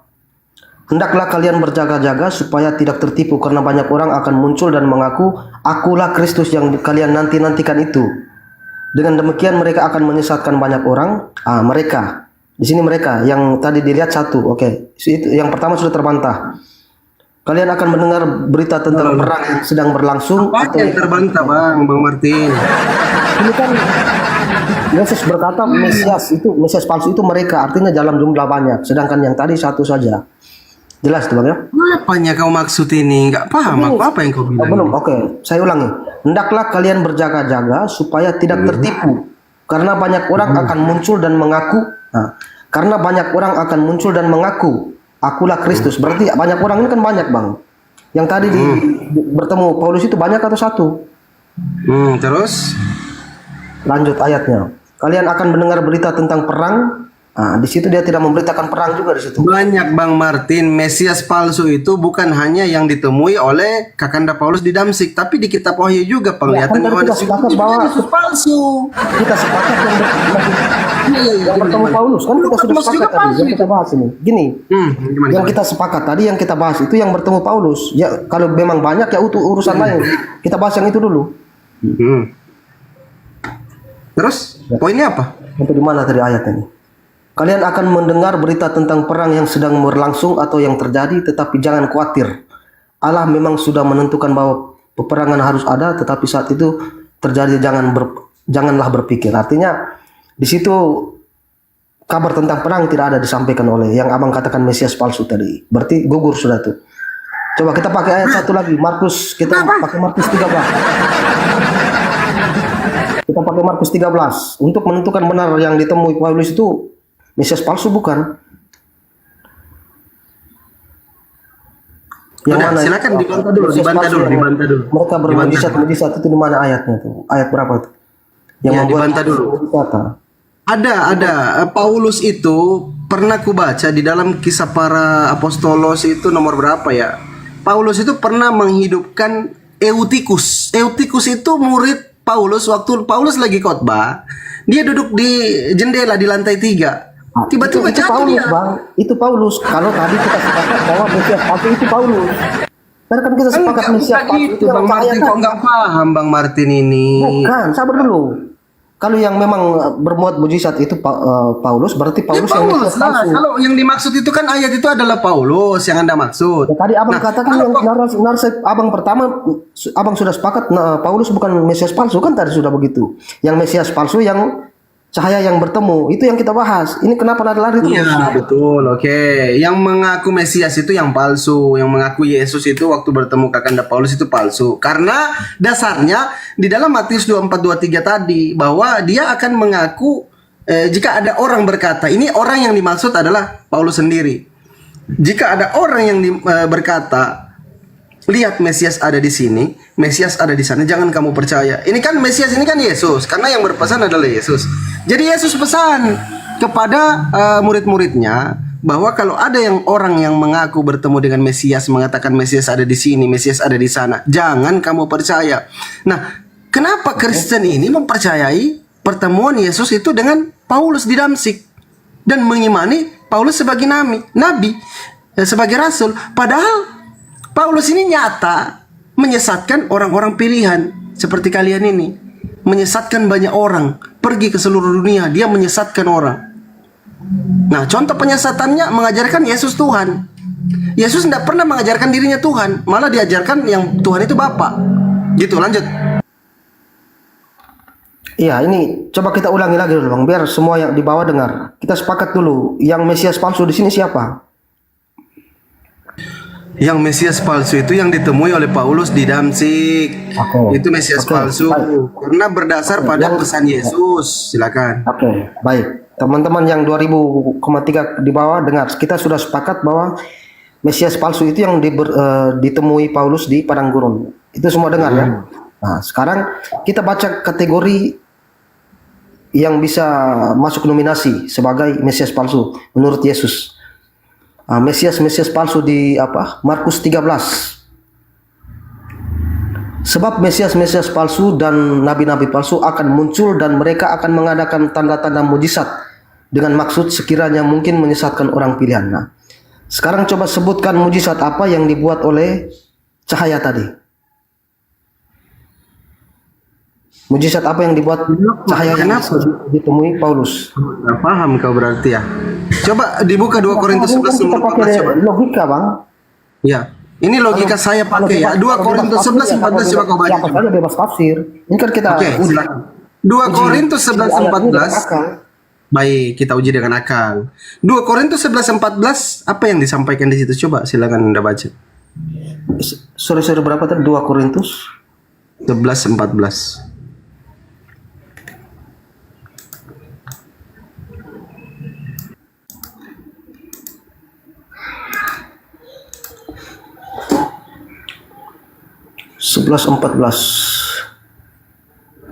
Hal itu tidak usah mengherankan sebab iblis pun menyamar sebagai malaikat terang. Jadilah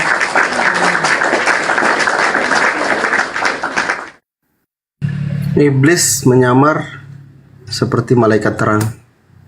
Yang ditemui oleh kakanda Paulus di Damsik berupa ya, kalau Allah yang cahaya yang dilihat Musa sampai dia pingsan itu iblis atau Allah? Bentar. Kita selidiki yang di Damsik dulu. Jangan kita kemana-mana. Allah juga bisa menyamar Nabi dari Musa itu berbeda lagi ceritanya. Sebentar. Itu melebar namanya. Kalau ke Nabi Musa itu berbeda lagi ceritanya. Coba kita fokus di pertemuan kakanda Paulus ini. Ini yang harus diselidiki oleh teman-teman Kristen.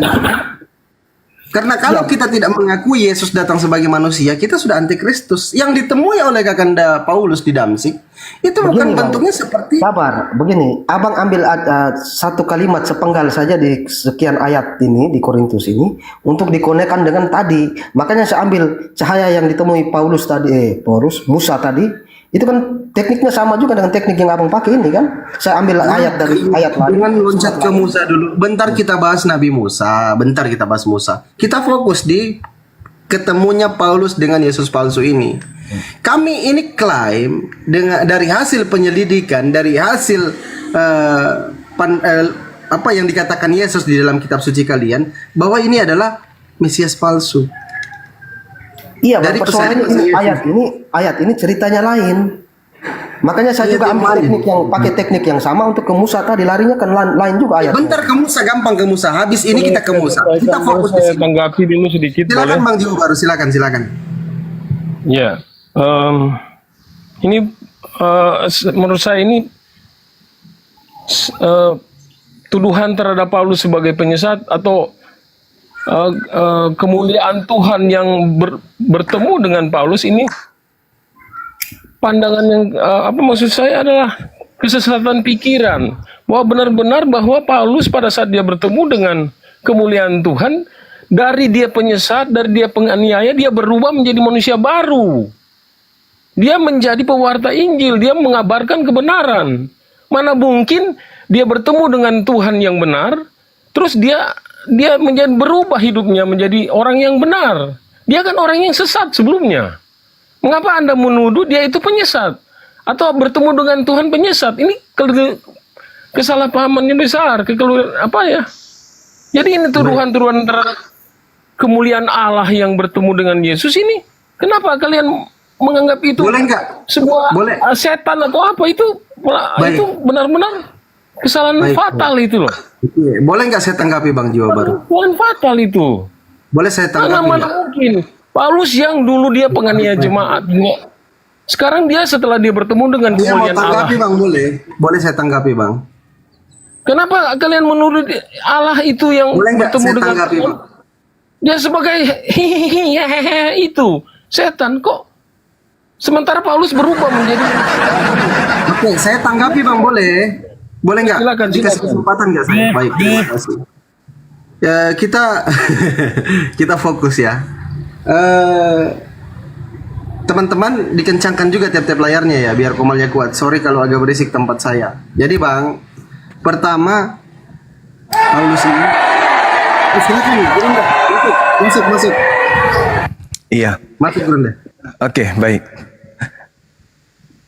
Yesus palsu datang kepada siapa dan orang banyak yang disesatkan itu siapa? Itu dulu Bang. Yesus palsu itu Pak Bima, dia bisa datang kapan saja. Oh, enggak begitu. Dan dia seperti malaikat terang. Bukan begitu. Sekarang Anda harus membedakan antara Yesus asli dan Yesus palsu dulu. Yesus aslinya pernah nggak mengaku akulah Alfa dan Omega? Itu dulu. Halo, itu jabatan dari Yesus itu adalah bagian dari cara bagaimana kita melihat kemahakuasaannya dia. Dia tidak mengaku-ngaku.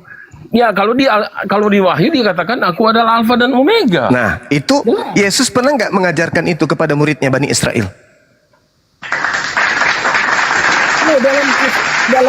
Dalam kepenuhan Yesus itu dia sudah menunjukkan bahwa kemahakuasaan Allah ada di dalam dirinya. Nggak perlu dia mengkoar-koar tentang kemahakuasaannya. Yesus mengatakan, aku tidak dapat berbuat apa-apa dari diriku sendiri. Anda percaya itu? Karena dia sebagai manusia, dia diutus oleh Allah. Itulah yang saya katakan, saudara. Manusia sepenuhnya dia 100% manusia, tapi 100% dia juga Allah. Itu bahasa manusia. Itu ilmu Anda itu dari mana? Ya, dari Yesus palsu kan? Dia adalah Allah sendiri datang kepada dunia untuk penyelamatan, untuk menebus dosa manusia. Itu dari Yesus palsu. Allah, dia datang kepada dunia. Itu dari Yesus palsu.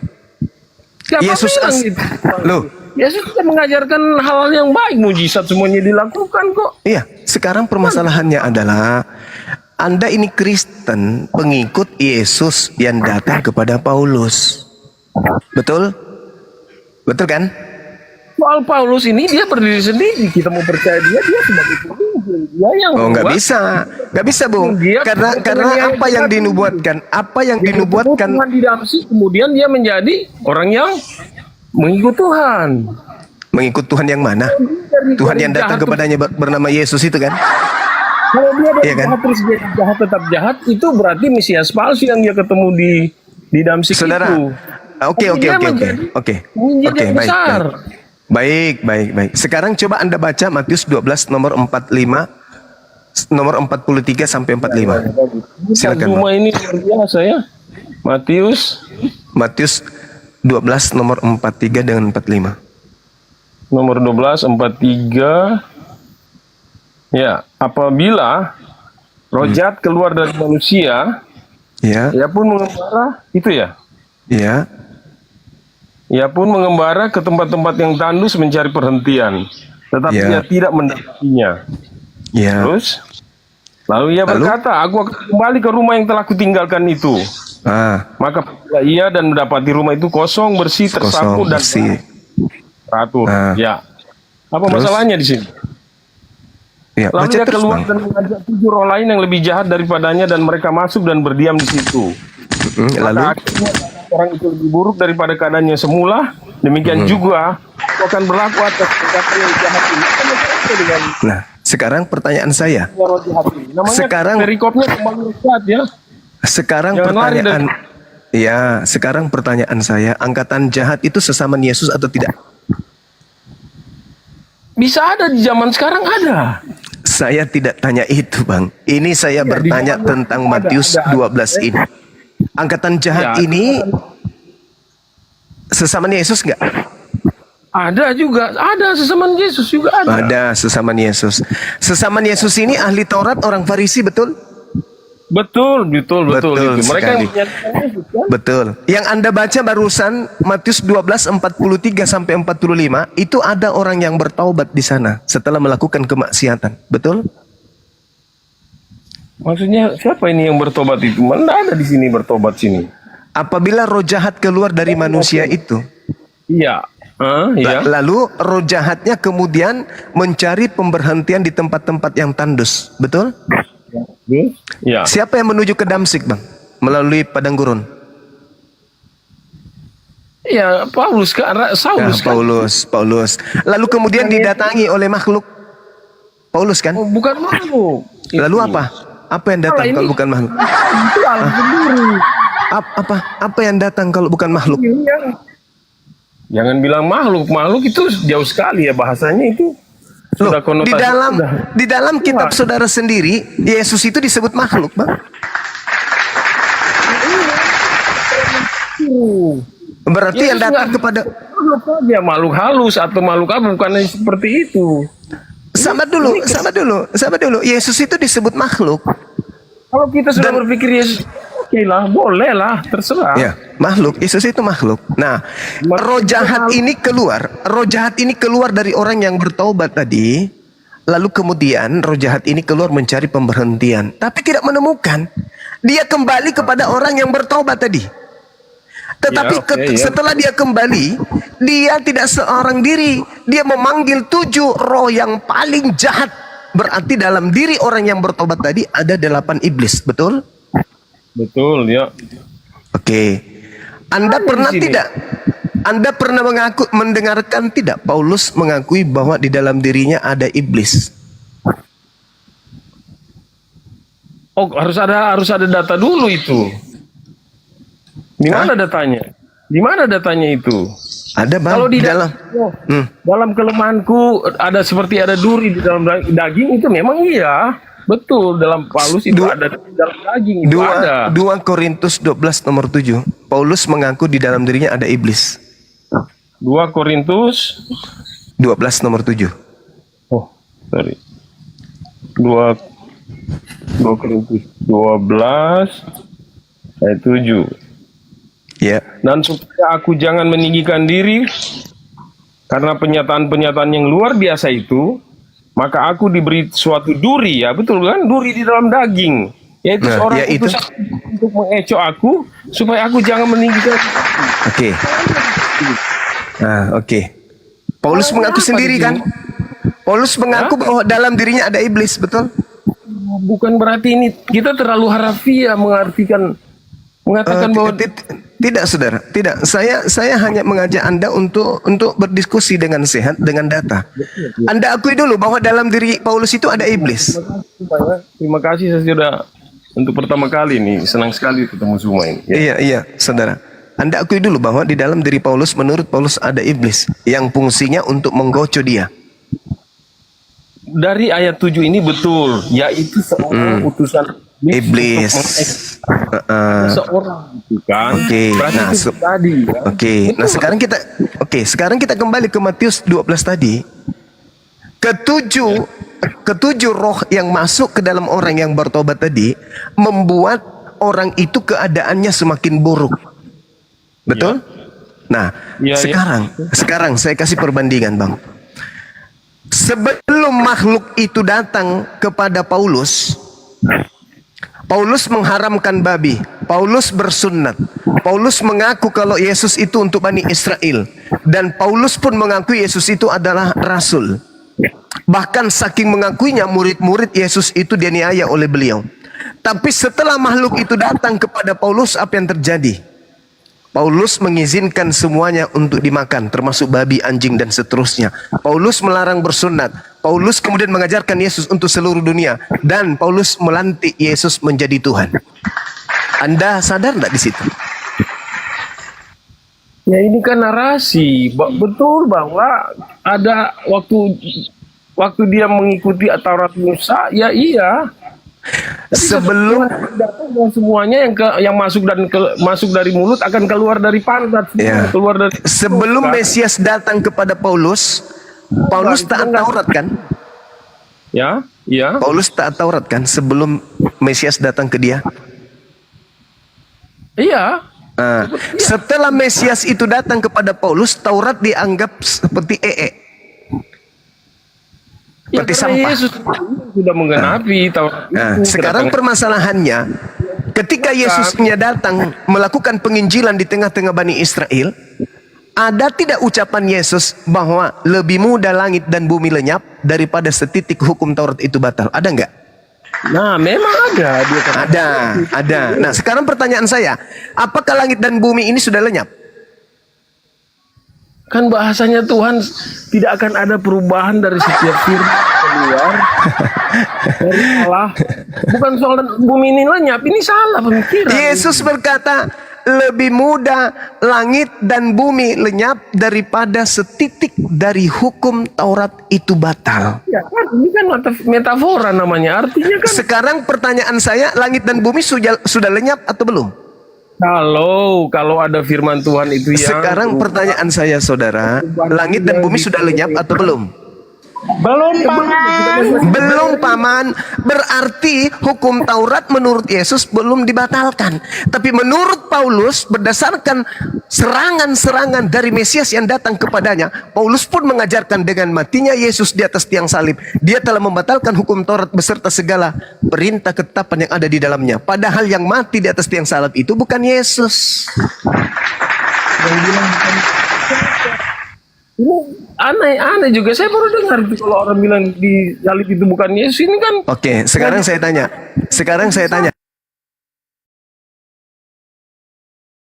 Dengar itu kalau orang bilang di salib itu bukan Yesus. Ini kan. Oke, sekarang saya tanya. Dengar itu kalau orang bilang di salib itu bukan Yesus. Ini kan. Oke, sekarang saya tanya.